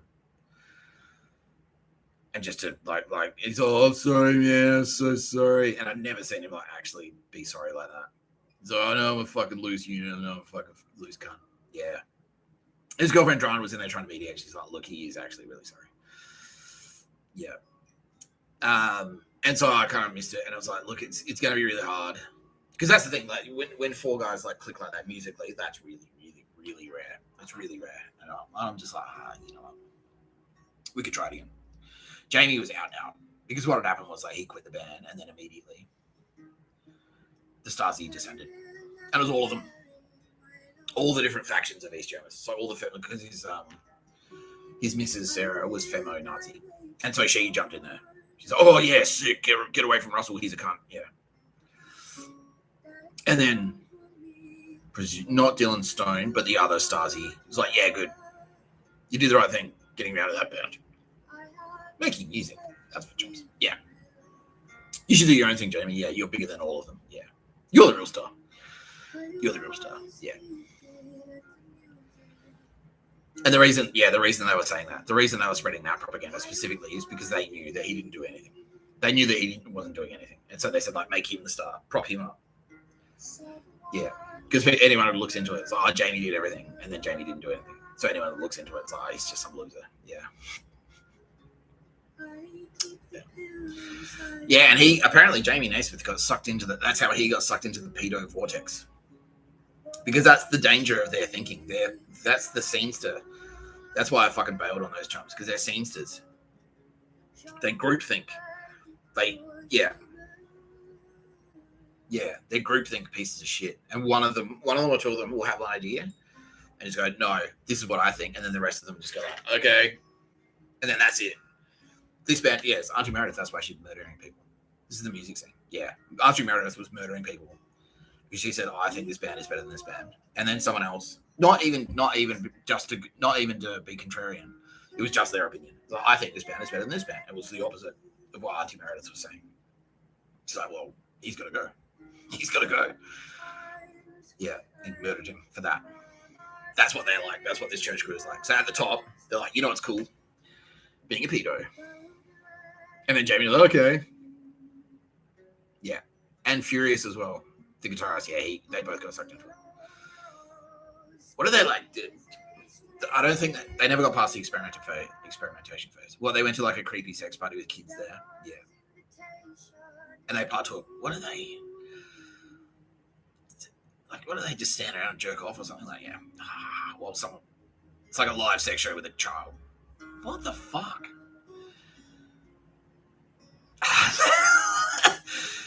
Dylan Stone. 10 years ago, Dylan Stone was just like, oh, I'm gonna build a wood oven in my backyard so I could cook pizzas for people. And then it's escalated all the way to like, come over to my house and we'll have sex with kids and you guys can stand around and jerk off. Like, what?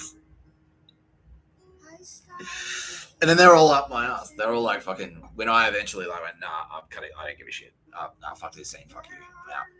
Yeah, they all got like really butthurt. Well, that's why. Yeah. Like, why don't you come back? Because you do shit. You didn't think to just Dylan. That's gross. That's pedo shit. Fuck you. No. But I'm in the church. I cook pizzas in a wood oven, and that qualifies me to determine the pedophilia is all right. Unbelievable.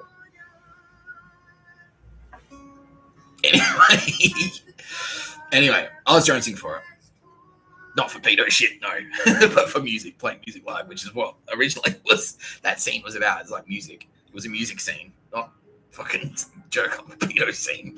It just fucking morphed. He went from music scene to pedo scene. I guess this is because of the Nazis. The Nazis made music so hard. Like everything was so prohibitively expensive. Musical instruments were prohibitively expensive. Venues were disappearing left, right, and center. There was no way, like, the price of property. So back in the day, like, the Sex Pistols, like, rented a fucking warehouse and they just rehearsed in there. Like, that was the thing. Like, Romper Stomper, they were, like, living in warehouses for free and shit. Just squatting and no one cares. And that's where, like, kind of the punk scene came from. It was like, yeah, cool, there's room, there's space. You can play. There are spaces to play. Yeah, because, like, as a drummer, like, if I play drums anywhere, if it's not soundproofed, if it doesn't have, like, 7 or 8 layers of soundproofing, the cops will be there in, like, fucking 20 minutes. Because you can hear me play drums, like, 2 Ks away. Yeah. Yeah, it's hectic. It's almost as loud as, like, a helicopter. It's, like, fucking loud as shit. Yeah. So, yeah.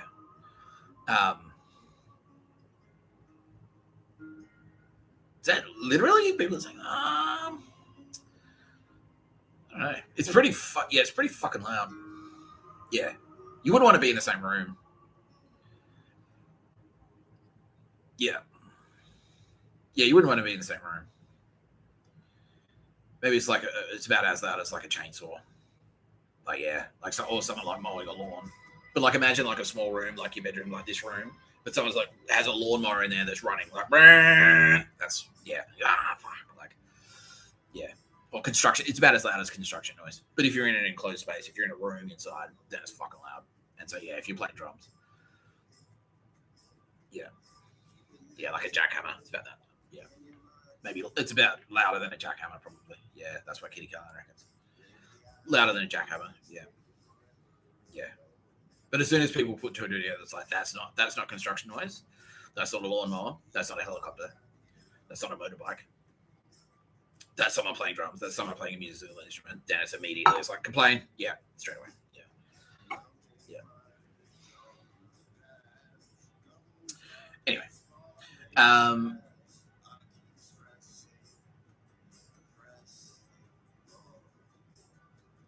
yeah. So that's the East German thing.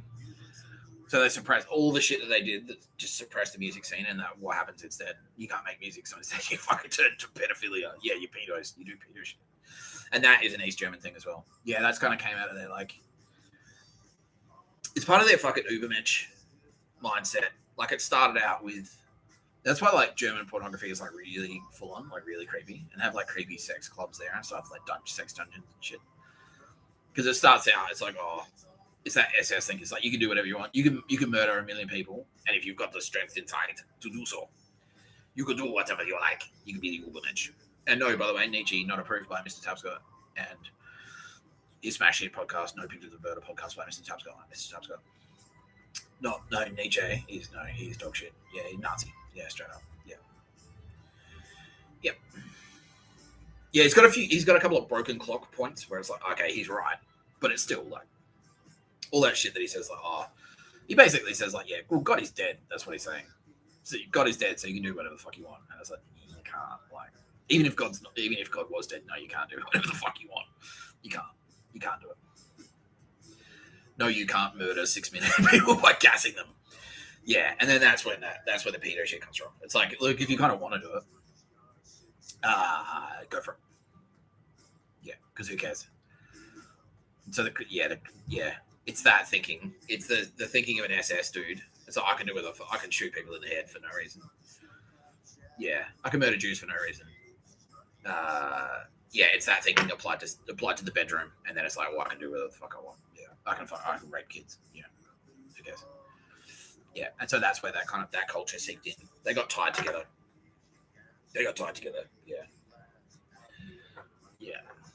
Creepy sex stuff and Nazis like became synonymous. Yeah. Disgusting. Anyway. Yeah, so and there was one thing I did where I tried to find a bass player. And it didn't work out. And it's like, yeah, it became clear to me that Jamie was just gonna do that. He was like, Nick, you're going to do all the work. You're going to do all the admin. You're going to book all the shows. You're going to arrange everything. And I'm just going to sign things off. So you go out and find us a new bass player, and I'll approve. And I'm like, yeah, no. So I contacted Dave and went like, and talked him around. It's like, yeah, look at all the work, look at all that music that we've got. Look at all the work that we put into it. I agree, Russell's just fucking spastic, but yeah, but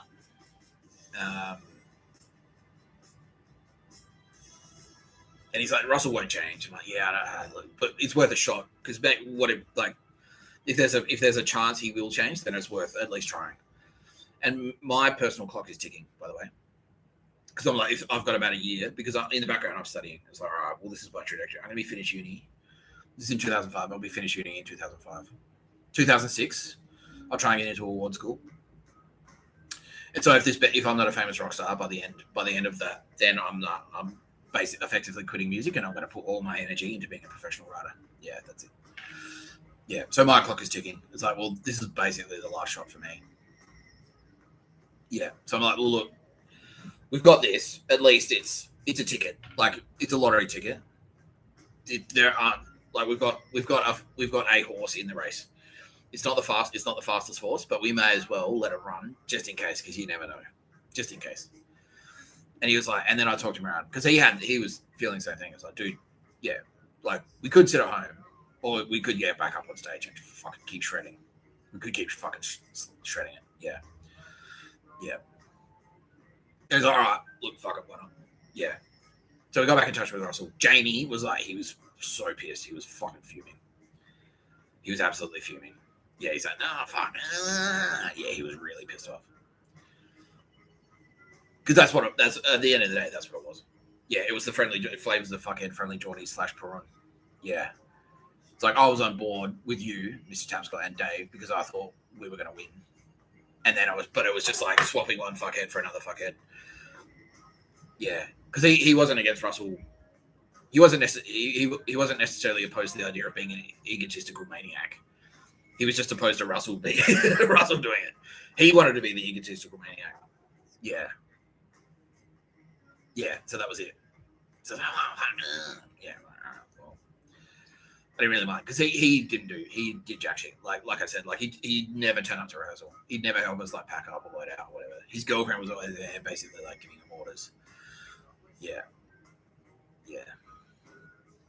I know that's a cliche, but no, she was like, she wasn't telling him to quit the band because she was like, she actually liked the band. I think, yeah, she did. Yeah, the girlfriends loved the band. Like, yeah, Brett's girlfriend Alicia as well loved the band and was down for Mr. Tapscott.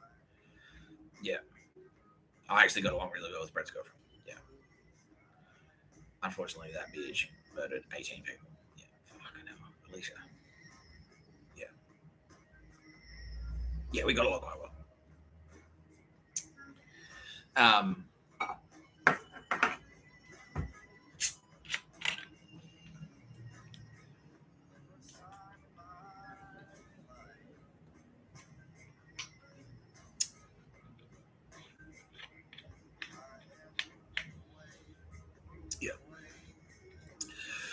But at the same time, Sarah just fucking hated Russell. Yeah, she fucking hated him. Yeah. Because she's feminazi. Yeah, and Russell, to be fair, Russell did beat the shit out of his ex-girlfriend. But yeah, there was that. It was the Nazi. It wasn't just that. It was like, there's something we can use. Hate that guy. Yeah, so she was like partially doing it because she wanted to, and partially doing it because it was an East German suppression tactic. Yeah, Stasi secret police suppression tactic. Yeah. Yeah. So when Jamie quit the band, she was like, "Yeah, sick." So Jamie, my boyfriend, will be the star. And they'll just get some chump on bass. But what? Not even Jamie understood this, or Sarah. Neither of them understood this. Was that Russell was the fucking songwriter? Yeah, Russell was the songwriter. Russell wrote the songs. Yeah, we helped. I put the beats in. I helped. Furious wrote sick fucking riffs and shit, but Russell was the songwriter. And Russell, the one thing that Russell could do, which Jamie couldn't really, he could kind of do it, was put fucking vocals over music. He's like, no, you sing this and this, like these verses go over these bars, right? Yeah. So Russell was the songwriter. I'm like, you fucking idiots. You can't just like, he's not, and that's the thing. And that's part of the reason he got so pissed off. Because that was in there, whatever, he just didn't play bass. Everyone could do that. I was like, no, Russell wrote the songs. Like, he couldn't have done it without us. But most, like 75% of the songwriting credit should go to Russell. Yeah. That's why it's so sad. It's so sad. It's like, dude, like, all you can focus on is what you don't have. Justin invited Dave and Jamie to play golf and not you. But you're a sick songwriter. It's like, why? They didn't write songs. Jamie didn't write songs. You wrote songs. Jamie doesn't write songs. Why isn't that enough for you? You know. And if he got out of his own way, he could have been. He had immense talent. Yeah, he had unlimited talent. Yeah, but he just couldn't fucking. He couldn't. Yeah. Yeah, he just couldn't get over it. He couldn't stop hating himself for long enough to let himself like fucking to get out of his own way. Basically, he was holding himself back. He was so used to being held back that he was holding himself back. Yeah. He was so committed to being a loser. Yeah, incredibly sad. Anyway, so me and Dave broke the news to Jamie. Jamie was fucking fuming. He said like, yeah, okay, that makes sense, that's fair. But in the background, he was going, oh, fuck, they're fuck. Yeah. And he wasn't talking about violence, but he was just like really pissed off. And then Russell was like, right, you're on notice, basically. And he was like, good for a little bit. But then the same fucking dog shit started slipping back in. But that show that we played where we came back, we had a comeback show. We played a comeback show just as a 3-piece. So we started being a 3-piece. We were like, well, Russell, you could just sing Jamie's parts and we'll just be a 3-piece. And Russell liked that because he was in front. Yeah, he was at the front. Yeah. And it was sick because Russell's vocals were actually like arguably better than Jamie's. But Jamie was the front man. He was like dancing around. Like he had incredible stagecraft. And I tried talking around. I was like, dude, like just, yeah. I said that I tried the same speech on Jamie that I used on Dave. And I was like talking to him. I was like, come on, man. Like, you know, like, look, I can't stop you. I'm just like, and I said exactly what I just said. It's like, look, none of us will be in a band this good. No, actually, I didn't say that. I didn't say that yet, but I remember when I did say it. I said it to him afterwards. He's like, oh yeah, fucking that shit, man. You're still like fucking, yeah. You are still not over that band, are you? And like, none of us will be in a band that good ever again. Anyway, and then that registered, but it was like 3 years too late. It's like none of us will be in a band that good ever again. He's like, oh, and he realized like he's right. Yeah, it's like that shit happens once in a lifetime. Like you never, when you get dudes together like that, that's so super rare. That's why all these bands, like after fucking Dimebag died, like Phil Anselmo never did better than fucking Pantera. Axl Rose never did better than fucking Guns N' Roses. Billy Corgan never did better than Smashing Pumpkins. Yeah, some dudes, like if you're out of the band, that's it. That's Pete Best never did better than the Beatles. That was it. That was his band. You have a band, yeah. Unless you're like a fucking freak. Unless you're like a singer-songwriter freak, like Billy Joel or whatever, and you can write your own songs and then just pull your own musicians in, or Elton John. That's it. You've got like one band in you. That's it. Yeah. Yeah, and that's what Jamie didn't realize, but I kind of knew it. Yeah, I sort of knew. I had a feeling about that. Yeah. Yeah, the Doors. I don't think they did. After Jim Morrison died, that was it. Yeah.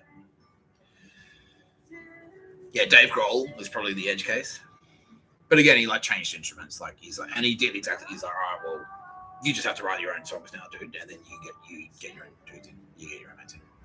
Fun fact: Dave Grohl murdered 19 people and was also implicated in the murder of his drummer. Most recently, yeah, Dave Grohl wasn't implicated in the murder of Kurt Cobain, but his latest drummer, yeah, he was. He provided the intelligence. Said like, so when you guys play your South American tour, what room's he staying as well? He may or may not be staying in this room at this hotel, and he might probably definitely be home, and he likes these particular drinks. And then next thing you know, he's dead.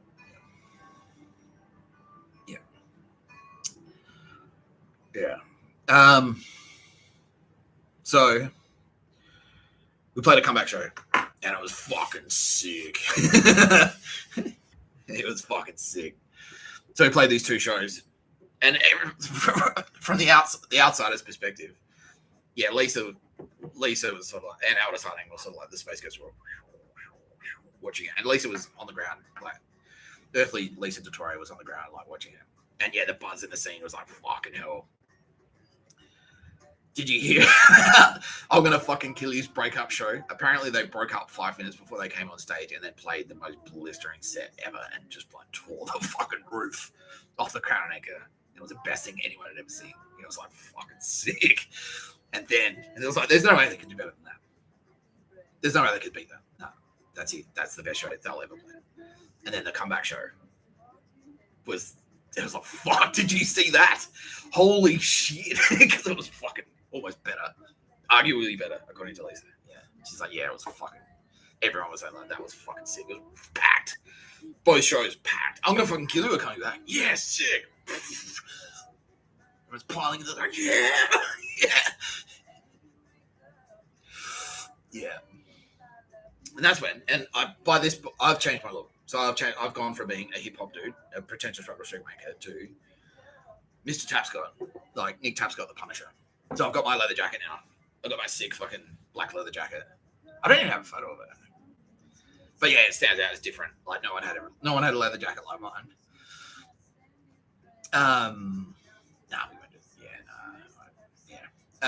No one had a leather jacket like mine. And then at that fucking and now it can be revealed that was actually a present from Tara Bennett. That was a gift from Tara Bennett. Yeah. Because at that show we came off stage and it was just me and Russell. And it was like, all right, well that went well. He's like, yeah, it did go well. And he kind of realized like, well, fuck, if it wasn't for you, Nick Tapscott, we wouldn't be anywhere. He's like, oh. And then at that moment, he looked down on the ground, and there was like a silver earring, but it was like a dangling one. And I had my jacket had studs. Yeah, my jacket had the little flaps with the buttons, and the ring of the earring. And Russell just like looked at it, and looked at the earring, and instinctively like reached over, popped off the shoulder thing, and put it there. And it dangled. It was like a ribbon. Yeah, it was like a decoration for a general or something. Yeah, and I had that silver earring. And that's where that silver earring came from. So my leather jacket, it didn't look like anyone else's, and then it had like a silver earring in it. Maybe it was the shoulder. Yeah, it had a silver earring that dangled down, and that was actually Tara Bennett. This is before she knew Mr. Tapscott. She knew. Yeah, she's starting to pay attention to this guy now. She's like, fuck. Yeah, because Kitty Callahan and Tara Bennett are watching the whole thing. Yeah, they're like, fuck this guy. This guy. We put all these opportunities in front of him, and he's like smashing it. Yeah. And so yeah, and then she's like, oh fuck, they broke up. That sucks. Yeah, because they were a sick band, and that was really important to that Nick Tapscott dude because he's a sick drummer. He must be devastated. Yeah, and then they saw me pull it back together. And there might have been a little bit of coaching in there from Kitty Callahan. So, you don't have to break it. Maybe you could, it's worth trying to fix it. At least try to fix it. That's what she said. Yeah. And then I tried and did it. And she's like, oh, cool. You did it. You did fix it. Cool. Yeah. And so Tara Bennett put that little, here's a little prize for you, Mr. Tapscott. Here's some decorations for your uniform. Yeah. Yeah.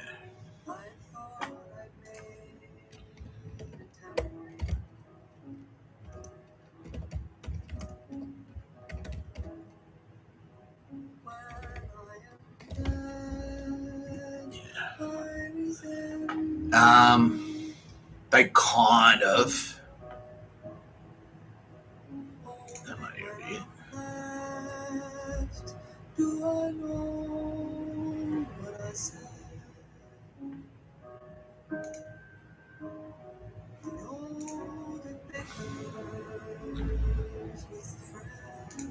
Yeah.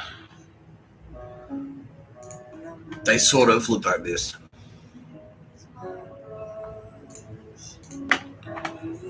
Yeah. So sort of like that, but it's sort of like that. What are they called? You know, the end of the dangly, the end of the curtain ropes, and it's just like a bunch of like little strings.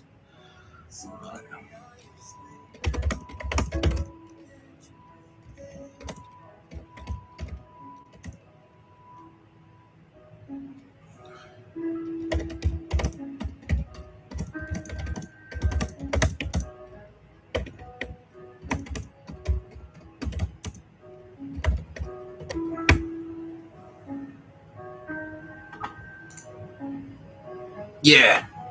That's it there. Yeah.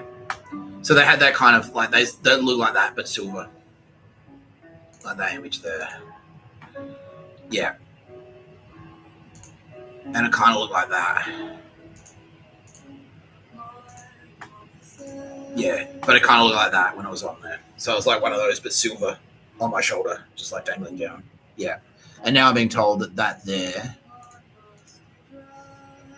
that image there, that's where they got the idea for that. They're like, how can we emulate Mr. Tapscott's style? Yeah. So that jacket was one of the things that I lost when I left Elizabeth Bay and Chris Tapscott. So, do you want to come and pick up your son's stuff? And he's like, no. Yeah, that jacket was in my property. Now I'm being told by military police that I'll get it. They've got it. I'll get it back. I don't think it even fits it. I think now my shoulders are too big. I'm just too buff these days. Because I started doing chin-ups. Yeah. And so now it doesn't fit. I'm like, but yeah, like I'd still like to keep that jacket. Yeah. Yeah. So that was a little present from Tara Bennett. Yeah. A little touch there. Little sprinkle. Little detail. Yeah. Thanks, Tara Bennett. Yeah. So we reformed as a 3-piece and it was sick. Yeah, I was like, that was fucking sick. And it worked. Yeah. And some people were like, oh, we miss Jamie. And other people were like, yeah, but he was all right, but he wasn't the best. Oh, that's right. Yeah. And I spoke to, I had to do like a fucking Crocodile Dundee, like bull wrangler thing. Like, yeah. Because Russell was at the pub and I like tracked him down at the pub. Yeah, and I had to like talk him around. I had to use like all my Mr. Tapscott empathy powers. Yeah. Yeah, because he's like wasted at the exit. He's like, fuck you, man. You're fucking like, dude, I'm not here to fight you. Let's just talk. Like, yeah. Yeah. Yeah. I should pour this beer over your head. It's like, why? You can't. You shit at drumming. It's like, all right. Yeah, no, that was when he realized, yeah. Because all he ever did was tell everyone how shit they were. It's like, you're shit. Because that's what that's what, yeah. He had such a low opinion. His self-esteem was so low that whatever you said to him, all he heard you say was criticism. That's it. That's all he could hear. Yeah. Whatever it was. Yeah. So dude, those vocals were fucking sick. Yeah. Yeah. Dude, that thing you did on that song was fucking sick. So what about the other songs? Yeah. There was a lot of sensitivity there. He was a very sensitive artist. All creators are very sensitive, by the way. But yeah, it extended into everything. Yeah.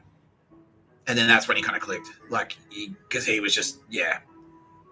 Fuck, I've made the whole thing about me. Yeah. Yeah. I can't remember what I said specifically, but it was basically words to those effect. It's like, the sentiment was, it wasn't this gay and cheesy, but it was like, you catch more flies with honey, basically. It's like, yeah.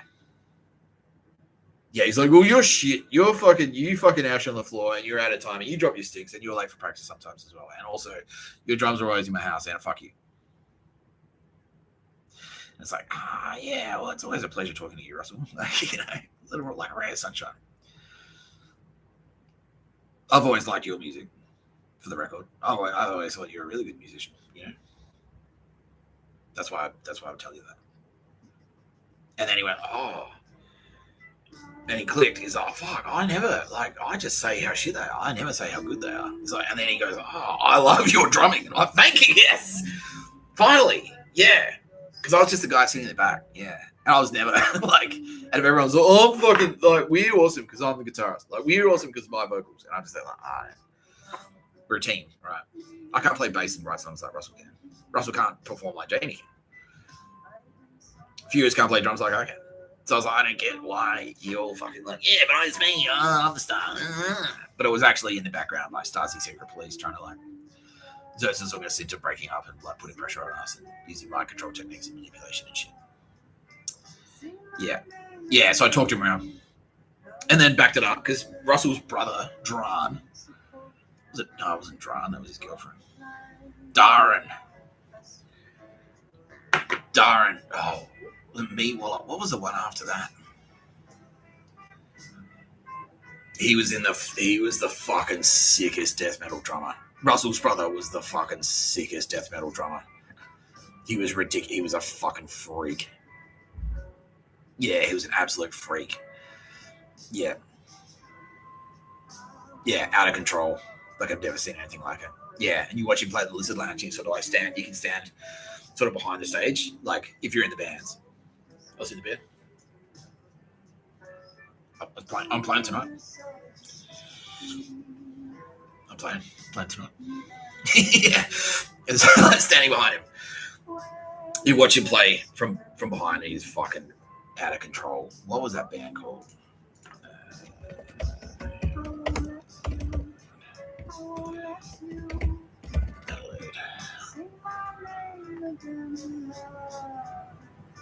Sing my name again, Lord. Sing my name again. Love is not love when it's a cold color. God like all us in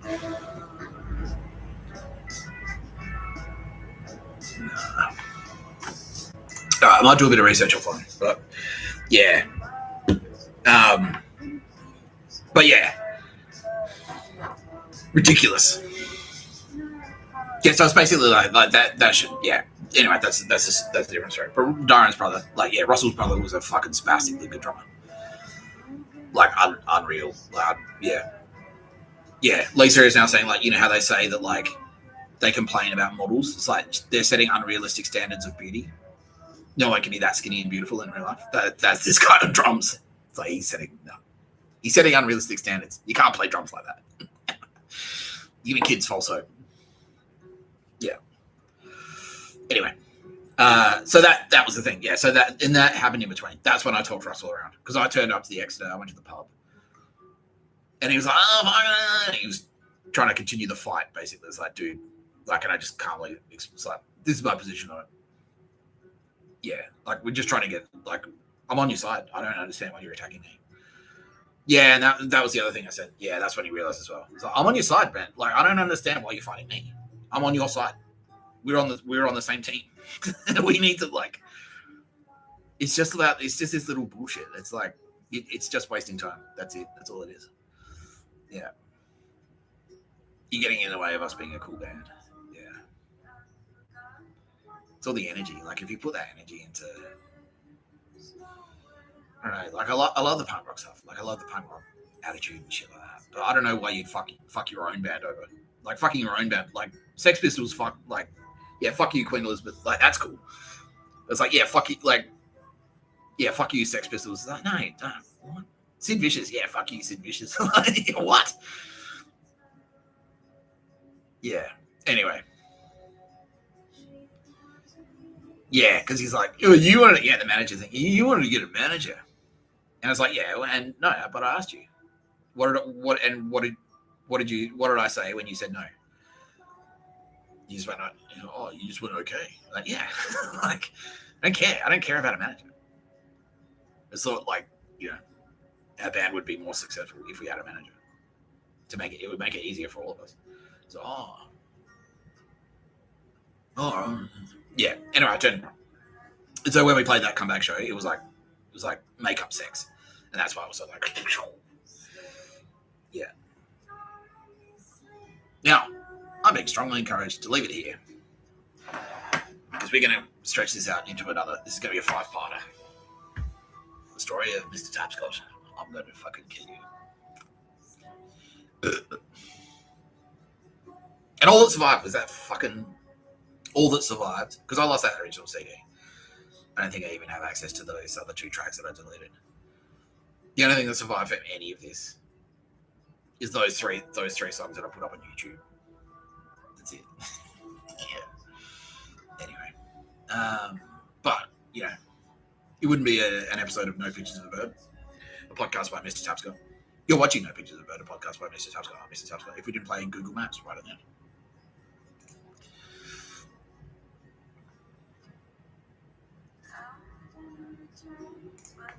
Okay, so these are the chumps who have been trying to hack this episode, hack my internet while they've been they've been trying to hack my internet during this episode of No Pictures of a Bird, a podcast by Mr. Tapscott. I'm Mr. Tapscott. No Pictures of a Bird is filmed in front of a live studio audience who are about to get mute. Or something, yeah. We'll figure out something special just for you, Spastic. Cold-blooded old times. Kitty Callahan, Torrent Auto. Should we? There's a rival auto chain, Kitty Callahan. What do you want to do about it? There's only one thing we can do, Mr. Tapscott. This is how Kitty Callahan, Tyrant Auto deals with rivals. That's unlucky. Oh, look at that. 144. That's number 1. 144. You're not the primary target, by the way. But you are going to get one of these. Just for being in the... Known as a fuel-air explosive, FAE weapon, is a type of explosive that utilizes oxygen. A thermobaric weapon, also known as a fuel-air explosive, FAE weapon, is a type of explosive that utilizes oxygen from the surrounding air to generate a high-temperature explosion. The term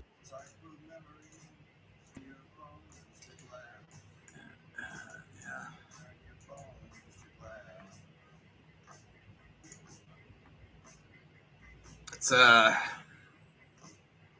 pretty shit garage you got there. Dog shit.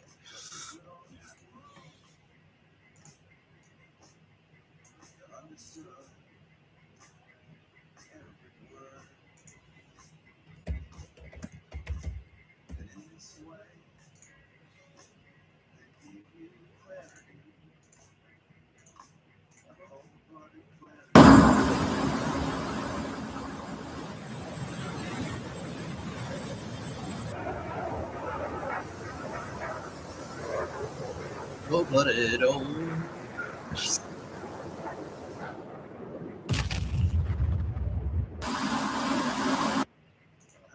Yeah. Tassels. That's the thing. Yeah. Silver tassels. Yeah, that's the word. You've been watching No Pictures about a podcast by Mr. Tapscott. I'm Mr. Tapscott. I'd like to thank my very special guest, Lisa Torre, represented here by this torch, aka Goddess Pan. I can't wait to see you, Lisa. It's been too long. That was the last time I saw you in person. It's been like 10 years, more longer. Yeah. Oh, yeah. Probably. I haven't seen her since I moved to Sydney. Yeah. I'm excited. Very music heavy episode. Very death heavy episode. Yeah, all those pedos. Yeah, she was in there. She was watching. She's all right. I better get. I'm going to be seeing catching up with these chumps. Yeah, you're going to be doing pedo shit. Yeah. Thanks, Aldous. Thanks, Lacey. Thanks, Sylvia. For getting behind. Mayonnaise cooked mayonnaise biscuits sarcastically. And what the fuck? Kitty Callahan target. Fuck you. Unconditional surrender or death. We're all aligned on this. You can pray to Jesus. You can pray to Mary, Mother of God. You can pray to Mr. Tapscott. You can pray to God the Father. But we don't give a shit if you don't surrender unconditionally. Wrap this shit up, you fucking spastics. Wrap it up. No murder. Don't enslave the Jews or anyone. No pictures of a bird. And no pedo shit. You must meet the Mr. Tapscott minimum. Or the Mr. Tapscott maximum will meet you. Oh, ice cold. You've been watching No Pictures of a Bird, a podcast by Mr. Tapscott. I'm Mr. Tapscott.